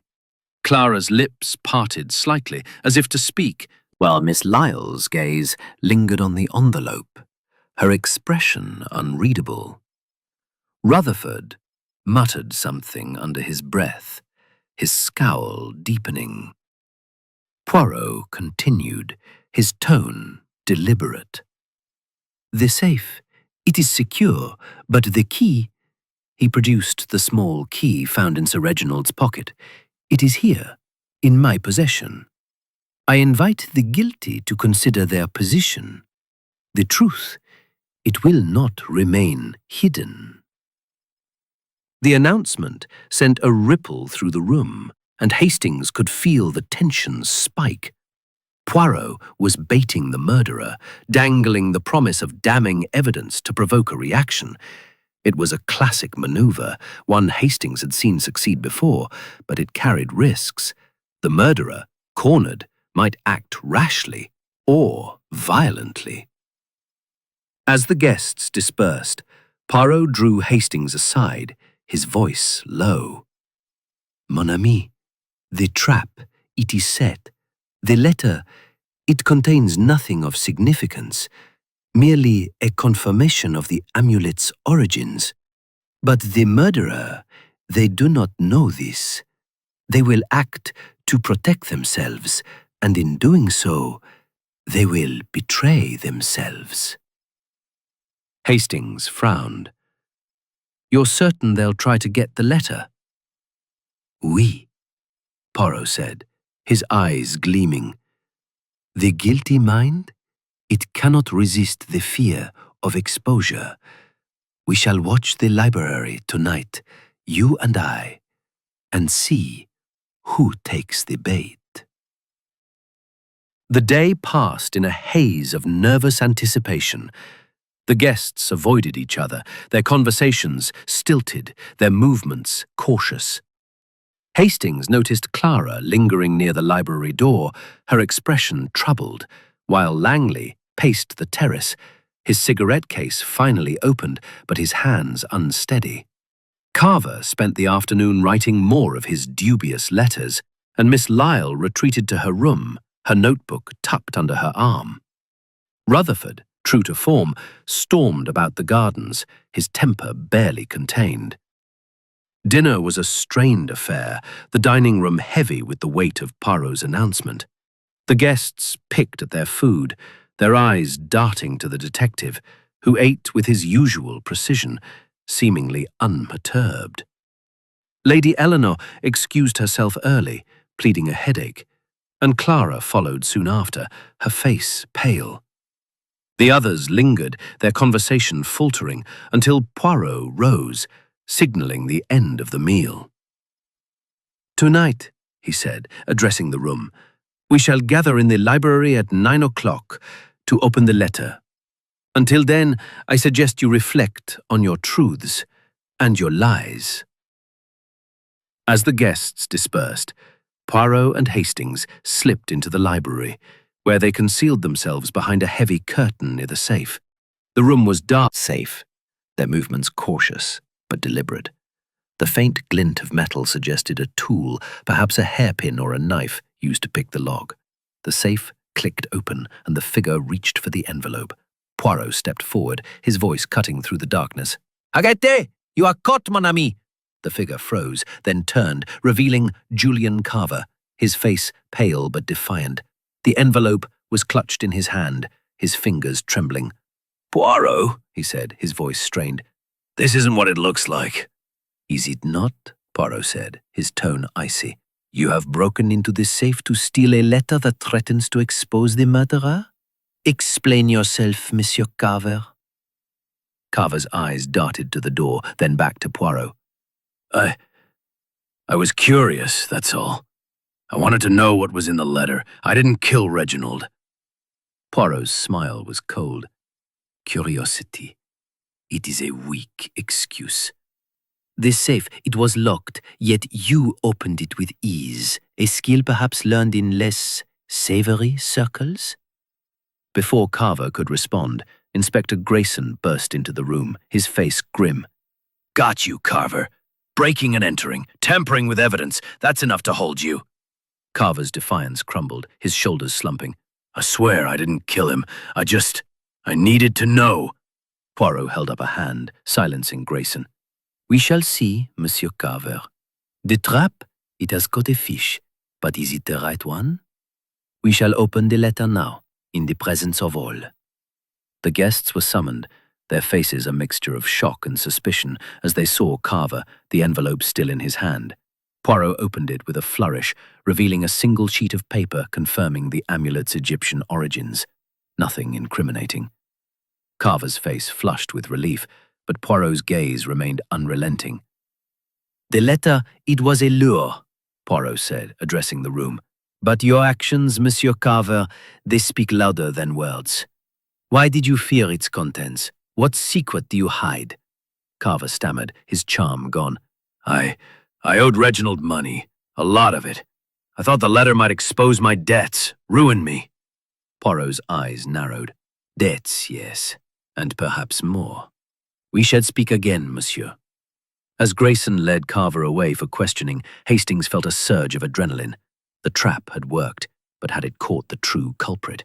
Poirot's calm suggested he was not yet satisfied, that the net was still tightening. The manor, now a stage for Poirot's drama, held its breath, waiting for the final act. Chapter 10. The Reveal. The atmosphere in Blackthorn Manor had grown almost suffocating, the weight of suspicion and fear pressing down on its inhabitants like a storm cloud ready to burst. The trap, set by Hercule Poirot the previous evening, had ensnared Julian Carver, but the Belgian detective's drawing room, as the household gathered once more, felt a thrill of anticipation mixed with unease. Poirot's revelations were always dramatic, his solutions as precise as a surgeon's scalpel. And Hastings knew that today would be no exception. The murderer, whoever they were, was about to be unmasked. The guests sat in a tense semicircle, their faces etched with dread. Lady Eleanor Ashbourne clutched her sapphire necklace, her eyes hollow from sleepless nights. Clara Ashbourne's gaze was fixed on the floor, her hands clenched, her defiance tempered by fear. Dr. Victor Langley's spectacles gleamed in the dim light, his fingers still.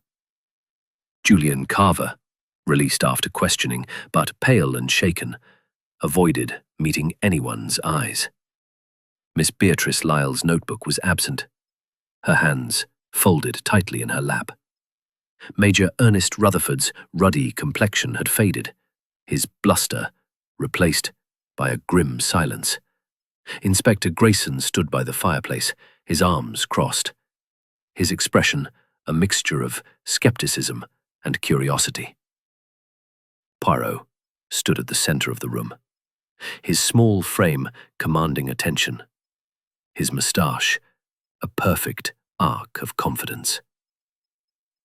Mesdames et messieurs, he began, his voice resonant with authority. We have reached the moment of truth. The murder of Sir Reginald Ashbourne was a crime of cunning, designed to deceive, to distract, to point the finger at the innocent. But Hercule Poirot, he sees through the fog of lies. With the little grey cells, I have pieced together the puzzle. And now, I shall reveal the murderer. A collective intake of breath filled the room, and Hastings leaned forward, his heart pounding. Poirot's gaze swept over the guests, lingering on each face, as if reading their souls. Let us begin with the crime itself, he said. Sir Reginald was poisoned with cyanide, administered through his brandy. The glass bore only his fingerprints, suggesting the poison was in the decanter, accessible to all after dinner. But the scene, it was staged, carefully, but not perfectly. He paced slowly, his hands clasped behind his back. The cracked inkwell, the ajar door, the amulet clutched in his hand, these were not random. They were clues. Some planted, some genuine. The inkwell, cracked as if struck, suggested a struggle, but the papers beneath were undisturbed. This told me the struggle was a fiction, meant to mislead. The door, left ajar, indicated a visitor, confirmed by the housekeeper and Lady Eleanor. The amulet, scratched and significant, was both a symbol and a tool. Poirot held up his sketch of the amulet, its obsidian surface glinting in his memory. This relic, it was used to open a secret compartment. Affair with Dr. Langley gave you motive. Fear of exposure, resentment over the will. But your confession, it was genuine. Your grief, too raw to be feigned. You are not the murderer. Lady Eleanor's shoulders sagged, tears spilling down her cheeks. Clara reached for her hand, but her mother pulled away, the rift between them palpable. Poirot continued, his gaze shifting to Dr. Langley. Monsieur le Docteur, your knowledge of poisons and your affair with Lady Eleanor made you a suspect. But your hesitation, your fear, it is not the fear of a guilty man, but of one who knows too much and says too little. You are not the murderer. Langley exhaled, his relief evident, though his eyes remained wary. Major Rutherford, Poirot said, turning to the red-faced man. Your debt to Sir Reginald, your argument, your late-night walk, these pointed to you. But your bluster, it hides a loyalty to your friend. You did not kill him. Rutherford's scowl softened, his fists unclenching. Damn right, he muttered. Poirot's gaze fell on Julian Carver, whose attempt at charm had long since faded. Monsieur Carver, you took the bait last night, breaking into the safe to steal a letter you feared would expose you. Your debts to Sir Reginald were substantial, your financial dealings questionable. You had motive and opportunity, and your skill with locks suggests a less than honest past. But the letter, it was a trap, and your panic, it was not that of a murderer, but of a man desperate to hide his shame. You are not the murderer. Carver's face flushed, his eyes darting to the door, but he remained silent. Finally, Poirot turned to Miss Beatrice Lyle, her mousy demeanour a stark contrast to the intensity in her eyes. Mademoiselle Lyle, he said, his voice soft but unrelenting. You have been the shadow in this drama, always watching, always listening. 2 witnesses, Jenny and Mademoiselle Clara, saw you near the decanter holding a vial. You claimed it was ink, but your story, it is too convenient. Your notebook, filled with shorthand, contains more than mere records. It holds secrets, motives, plans. Lyle's face remained impassive, but her hands tightened in her lap. You have no proof, Monsieur Poirot, she said, her voice steady. Proof, Poirot said, his smile cold. It is in the details. The amulet, scratched from opening the desk's secret compartment, bears a trace of ink. Ambition. He had promised you a share in his ventures, non? But the new will, it threatened to ruin you. So you poisoned the brandy, knowing his habit, and you staged the scene, the cracked inkwell, the amulet, to suggest a struggle, a curse, anything but the truth. The room was silent, the guests frozen. Lyle's face hardened, her voice low. You're guessing, Poirot. You can't prove any of this. Poirot's smile was triumphant. But I can, mademoiselle. The vial, it was not destroyed. You hid it in your room, behind a loose panel in your wardrobe. Inspector Grayson's men found it this morning, with traces of cyanide. And your shorthand, it has been decoded. A confession of sorts, to your fears of ruin. Lyle's composure shattered, her hands trembling. He betrayed me, she cried, her voice raw. He promised me a future, a stake in his empire, then cast me aside for his daughter. I had nothing left. The room erupted in gasps, and Grayson stepped forward, his handcuffs ready. Beatrice Lyle, you're under arrest for the murder of Sir Reginald Ashbourne. As Lyle was led away, her head bowed, Poirot turned to the others. The mind, it seeks order, but the heart, it seeks vengeance.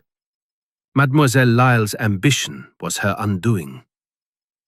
Hastings felt a surge of awe, mixed with relief. Poirot's logic had prevailed, the puzzle solved.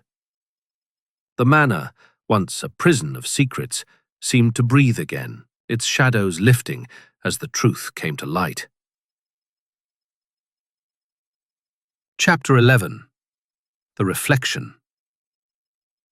The storm that had loomed over Blackthorn Manor had broken, not in rain, but in truth, as Hercule Poirot's revelation of Miss Beatrice Lyle as Sir Reginald Ashbourne's murderer lifted the oppressive weight that had clung to the estate. The drawing-room, once a stage for deception, now felt lighter, though the air still carried the faint echo of betrayal and loss.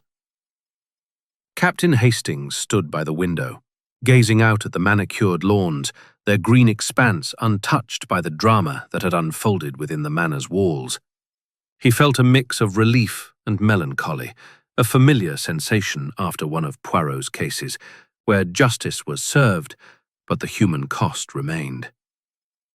The guests had dispersed after the dramatic unmasking, their faces a tableau of shock and exhaustion. Lady Eleanor had retired to her room, her grief for her husband now mingled with the sting of betrayal.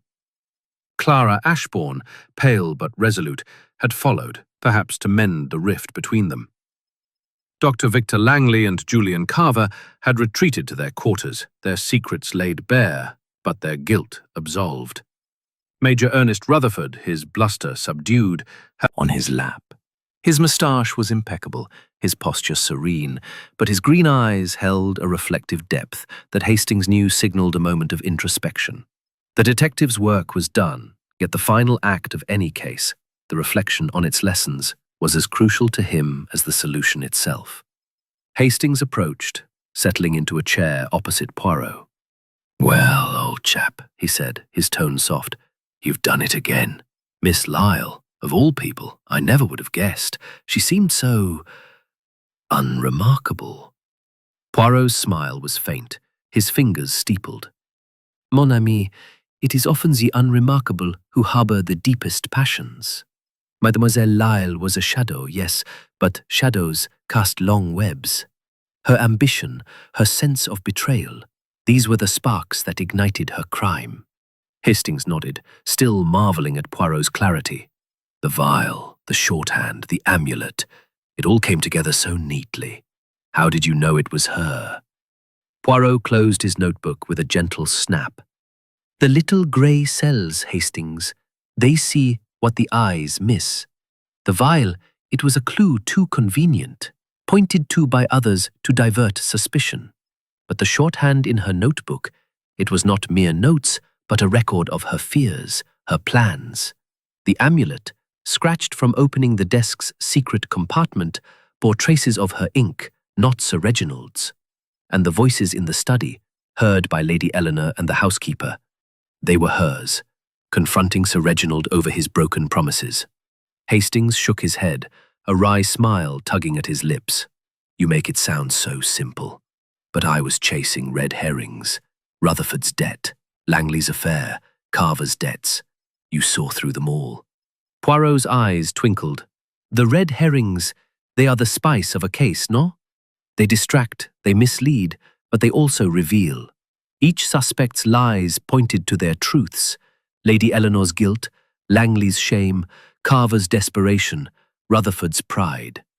But Mademoiselle Lyle, her silence, was the loudest lie of all. She hid in plain sight, believing her ordinariness was her shield." Hastings leaned back, his thoughts drifting to the manor's inhabitants. What will happen to them now? Clara inherits everything, but at such a cost. And Lady Eleanor, she's lost so much. Poirot's expression softened, a rare glimpse of empathy. "The human heart, it is a fragile thing, Hastings. Clara, she will carry the burden of her father's legacy, but also the chance to rebuild. Lady Eleanor, she must find peace in her grief, perhaps with her daughter's help. As for the others, they will return to their lives scarred but wiser. Justice, it does not erase pain, but it restores order." Hastings nodded, struck by the weight of Poirot's words. And the amulet? Was it really just a tool, or did it mean final act of defiance? Or perhaps because the murderer placed it there to suggest a curse? Its true meaning, it lies in the mind of the killer. Mademoiselle La's attempt to weave a myth around her crime. But myths, they crumble before logic. The conversation paused as the butler entered, offering tea. Poirot accepted with a nod, his movements precise as he stirred the sugar into his cup. Hastings watched, struck by the contrast between the detective's meticulous habits and the chaos he had just unravelled. "You always say it's about method," Hastings said. "But there's something more, isn't there? A sense for people, for what drives them." Poirot sipped his tea, his eyes distant. "Oui, mon ami. The method, it is the foundation. But the heart, it is the key. To understand the crime, one must understand the soul, its desires, its fears, its contradictions. Mademoiselle Lyle killed, not for money alone, but for the promise of a future denied her. That is the tragedy of this case." Hastings frowned, his thoughts turning to the broader implications. "Do you ever tire of it, Poirot? The lies, the betrayal, the darkness in people?" Poirot set his cup down, his gaze steady. "The darkness, it is part of humanity, Hastings. But so is the light. The courage to seek truth, the strength to face it. I, Hercule Poirot, am a servant of that light. Each case, it is a challenge to restore order, to affirm that justice can prevail. This is why I continue." The words hung in the air, a quiet manifesto of Poirot's philosophy. Hastings felt a surge of admiration for his friend, whose small stature belied a towering intellect and an unshakable moral compass. The manor, once a prison of secrets, now seemed to breathe easier, its shadows softened by the clarity of Poirot's solution. As evening approached, Poirot announced his intention to depart. "The case, it is closed," he said, rising from his chair. "Inspector Grayson has his prisoner, and Blackthorn Manor must find its peace. We shall take the evening train to London, mon ami." Hastings nodded, gathering his things. The guests emerged to bid them farewell, their expressions a mix of gratitude and relief. Clara approached, her eyes bright with unshed tears. "Monsieur Poirot," she said, "thank you. For father, for the truth." Poirot bowed, his voice gentle. "Mademoiselle, the truth, it is a gift and a burden. Use it wisely." Lady Eleanor, standing behind her daughter, offered a tremulous smile. "You've given us a chance to heal, monsieur. We are in your hat." "Perhaps, mon ami. The world, it is full of puzzles, and the little grey cells, they are always ready." The car rolled down the gravel drive, leaving Blackthorn Manor to its ghosts and its healing. Hastings settled back, content in the knowledge that, with Poirot at his side, no mystery was too dark to be illuminated. Chapter 12. Echoes of the Past. The train to London clattered rhythmically through the Dorset countryside, its steady hum a counterpoint to the whirlwind of thoughts in Captain Hastings's mind. The resolution of Sir Reginald Ashbourne's murder at Blackthorn Manor had left him both exhilarated and unsettled, as was often the case after one of Hercule Poirot's masterful denouements. The Belgian detective sat opposite him in the first-class compartment, his eyes half-closed, his hands folded neatly over his small black notebook. To an outsider, Poirot might have appeared at rest, but Hastings knew better. Those little grey cells were never truly idle.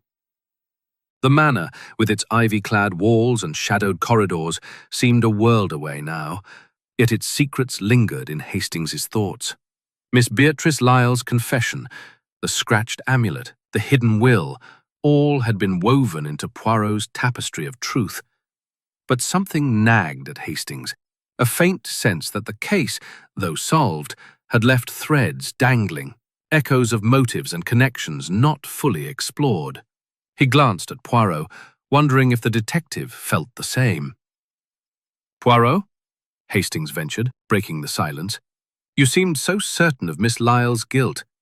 But what of the others? There were so many secrets. Lady Eleanor's affair, Carver's debts, Rutherford's quarrel. Could there have been more to it?" Poirot opened his eyes, a faint smile playing beneath his moustache. "Mon ami, you are troubled by the echoes, no? The case, it is like a symphony. Each note plays its part. But once the melody is complete, the echoes linger. You wish to know if I have overlooked something?" Hastings nodded, a touch sheepish. "Well, yes. It all came together so neatly, but I can't help wondering if we missed a piece of the puzzle."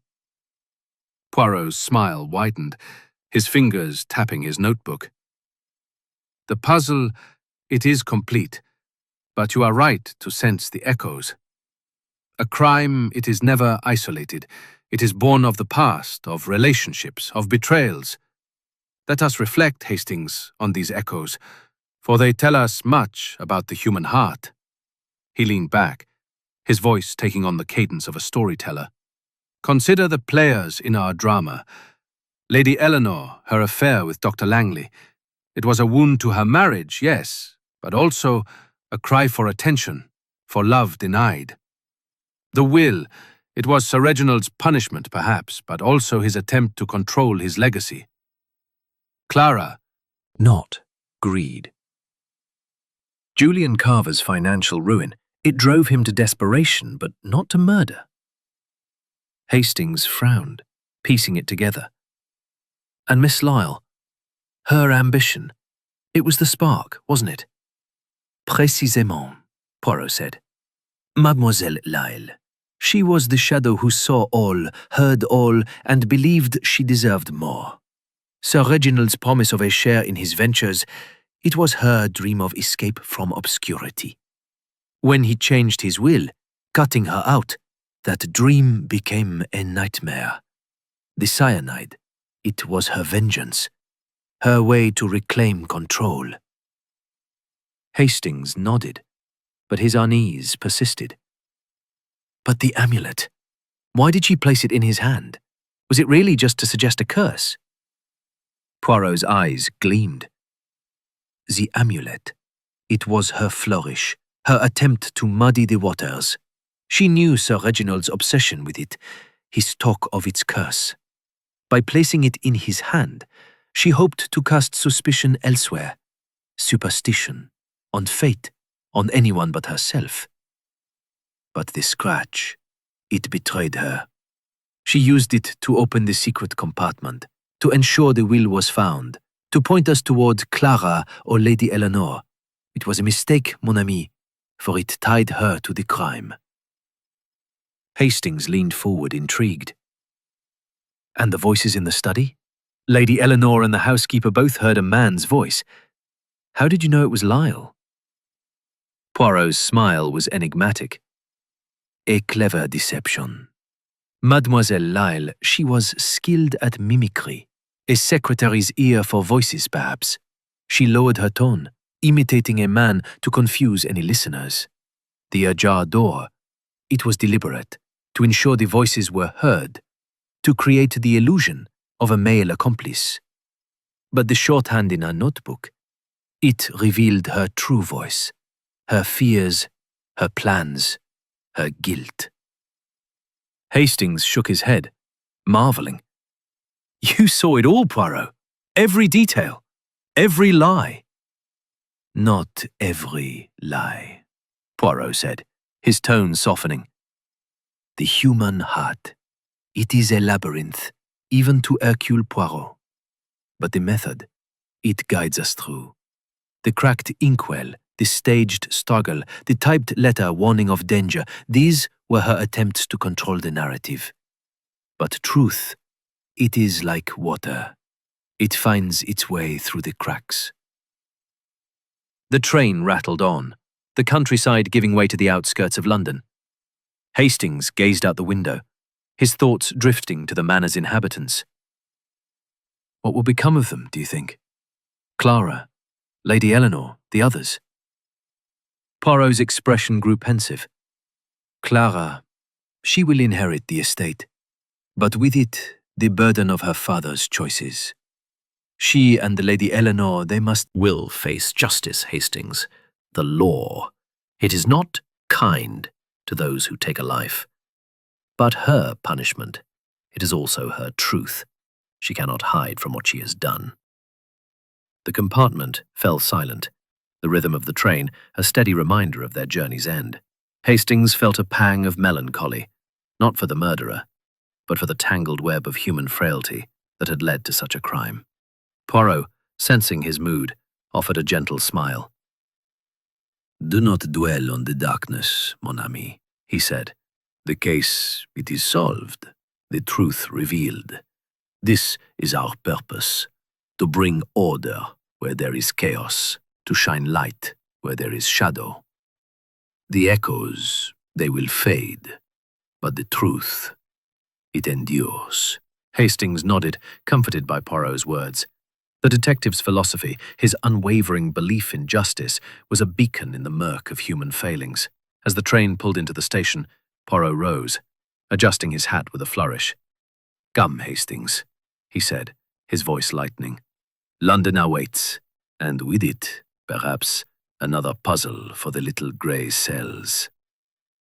They stepped onto the platform, the bustle of the city enveloping them. Blackthorn Manor was behind them, its secrets laid bare, its echoes fading into the past. Hastings glanced at Poirot, whose step was brisk, his eyes already scanning the crowd for the next challenge. The case was closed, but the world, as Poirot had said, was full of puzzles, and the little Belgian detective was ever ready to solve them. Chapter 13. The Unseen Threads. The London air was crisp as Hercule Poirot and Captain Hastings stepped from the train into the bustling chaos of the station, a stark contrast to the cloistered tension of Blackthorn Manor. The resolution of Sir Reginald Ashbourne's murder had left Hastings with a sense of closure, yet a lingering unease persisted, as if the case had stirred ripples that had not fully settled. Poirot, ever attuned to his friend's moods, walked beside him with a purposeful stride, his green eyes scanning the crowd, his mind still tethered to the intricacies of the crime they had just unravelled. As they settled into a taxi bound for their lodgings, Hastings broke the silence. "Poirot, I can't help feeling there's something we haven't fully grasped about the case. Miss Lyle's guilt is clear, but the motives of the others, Lady Eleanor, Clara, Carver, they seem to weave a larger web. Are we certain we've seen it all?" Poirot's moustache twitched, a sign of amusement or approval. "Mon ami, you grow more perceptive with each case. You sense the unseen threads, the connections that linger beyond the solution. Oui, the case is solved. But the human heart, it is a tapestry never fully unravelled. Let us reflect on these threads, for they teach us much." The taxi wove through the city's streets, its hum a backdrop to Poirot's measured words. "The murder of Sir Reginald," he began. "It was the act of Mademoiselle Lyle.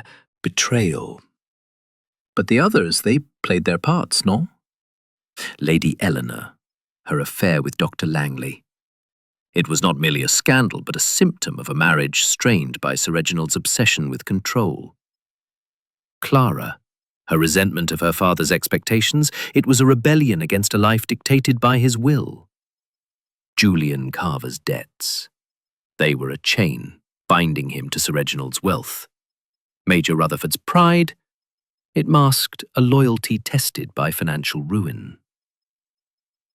Hastings nodded, his thoughts returning to the manor's tense drawing room. And the will, it stirred everything up. Do you think Sir Reginald knew it would cause such chaos? Poirot's eyes gleamed. Sir Reginald, he was a man who played chess with human lives. The will, it was his final move, a checkmate to control his legacy. By naming Clara his heir, he sought to secure her future, but also to punish Lady Eleanor for her infidelity.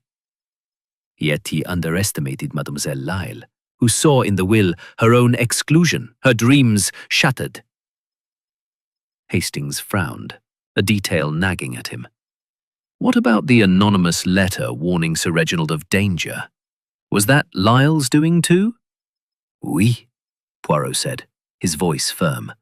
The letter, it was typed on the manor's own machine, a subtle taunt from Mademoiselle Lyle.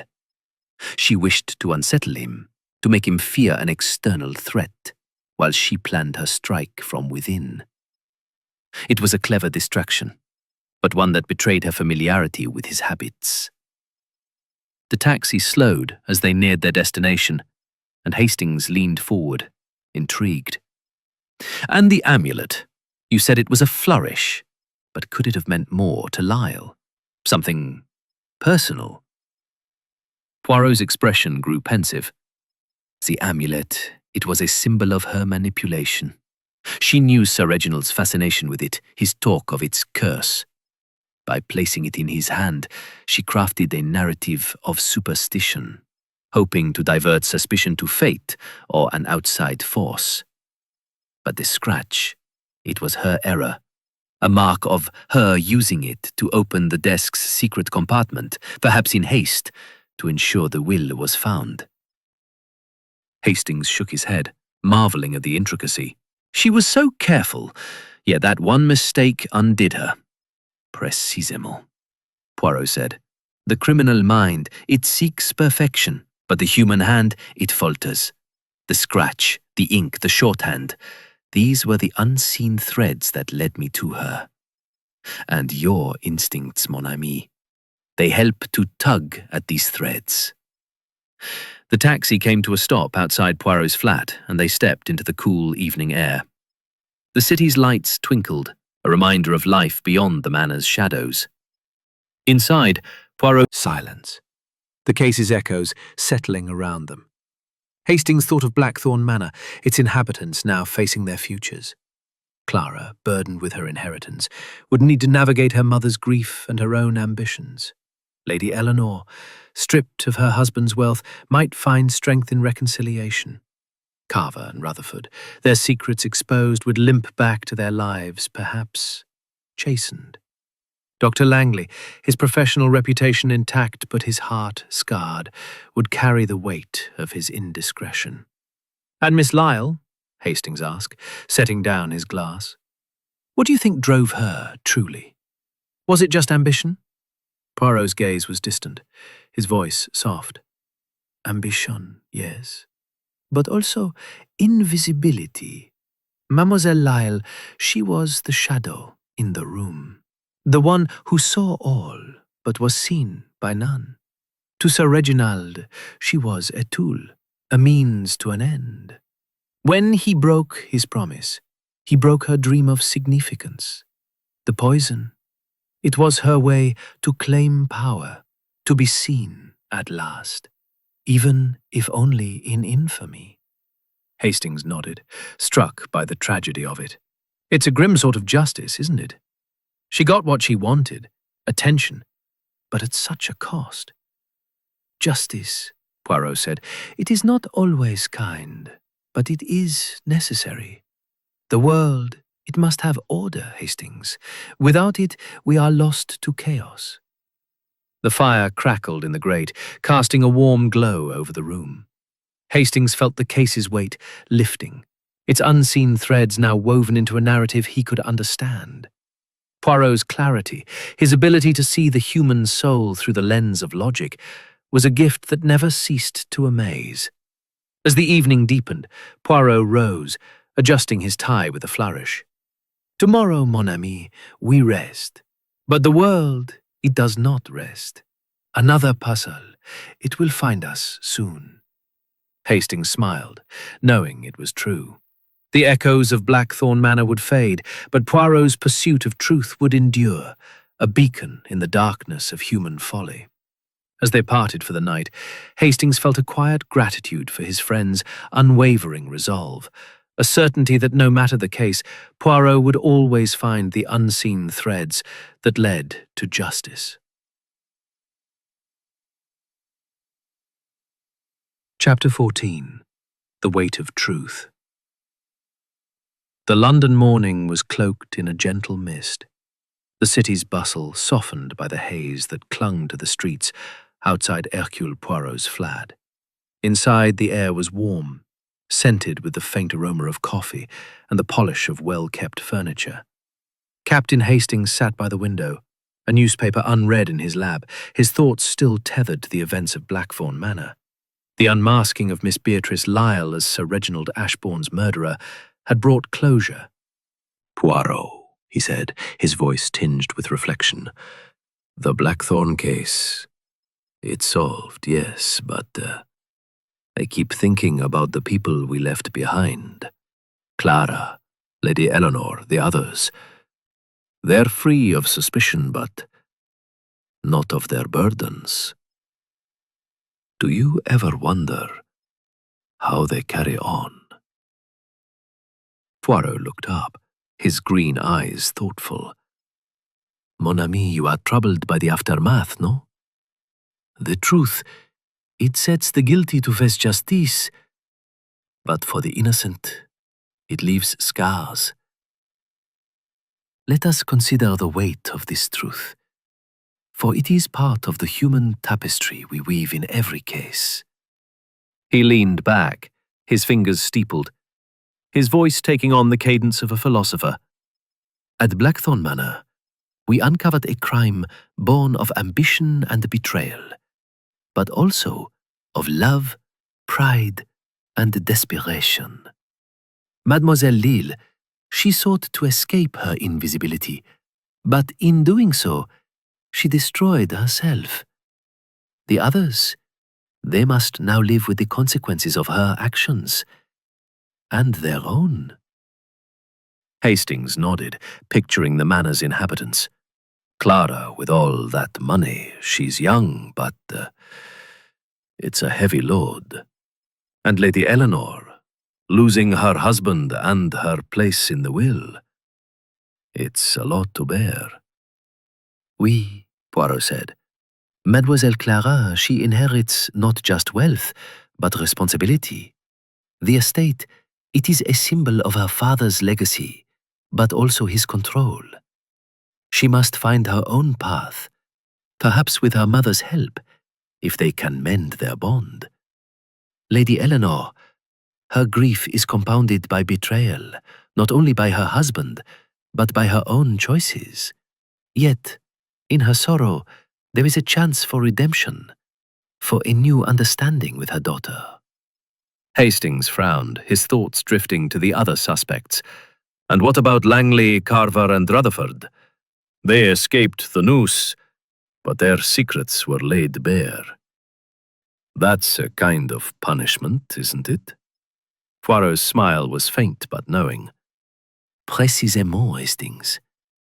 Dr. Langley, his affair exposed, must live with a stain on his honor, but his medical skill, it may yet be his salvation. Monsieur Carver, his debts and dubious dealings, they will haunt him, but he is cunning. He will find a way to survive, perhaps to reform.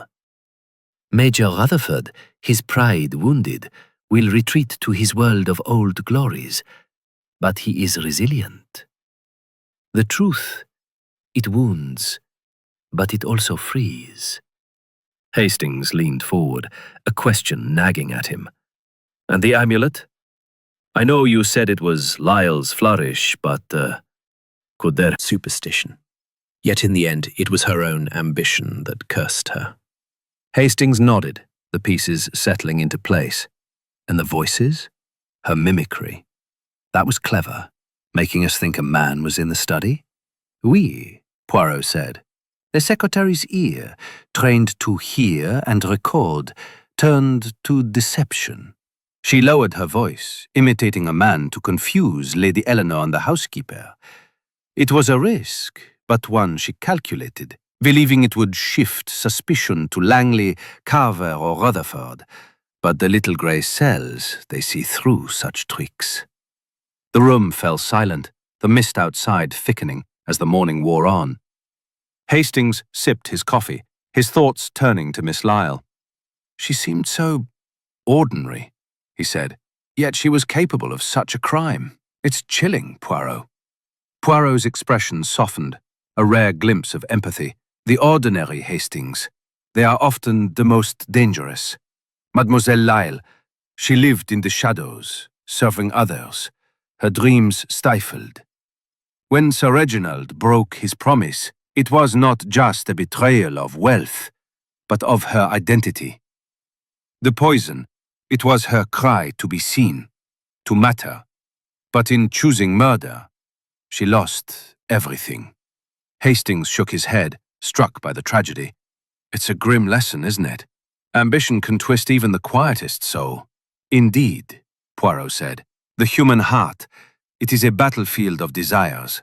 Love, greed, pride, despair. Our task, mon ami, is to navigate this battlefield, to find the truth amidst the chaos.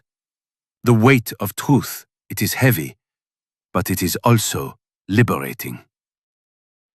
A knock at the door interrupted their reflection. A messenger delivered a telegram, which Poirot opened with a deft flick of his wrist. His eyes scanned the contents, and he nodded, satisfied. From Inspector Grayson, he said. Mademoiselle Lyle has confessed fully, corroborating our findings. The case, it is truly closed. Hastings felt a surge of relief, the last of his unease dissipating. That's that, then.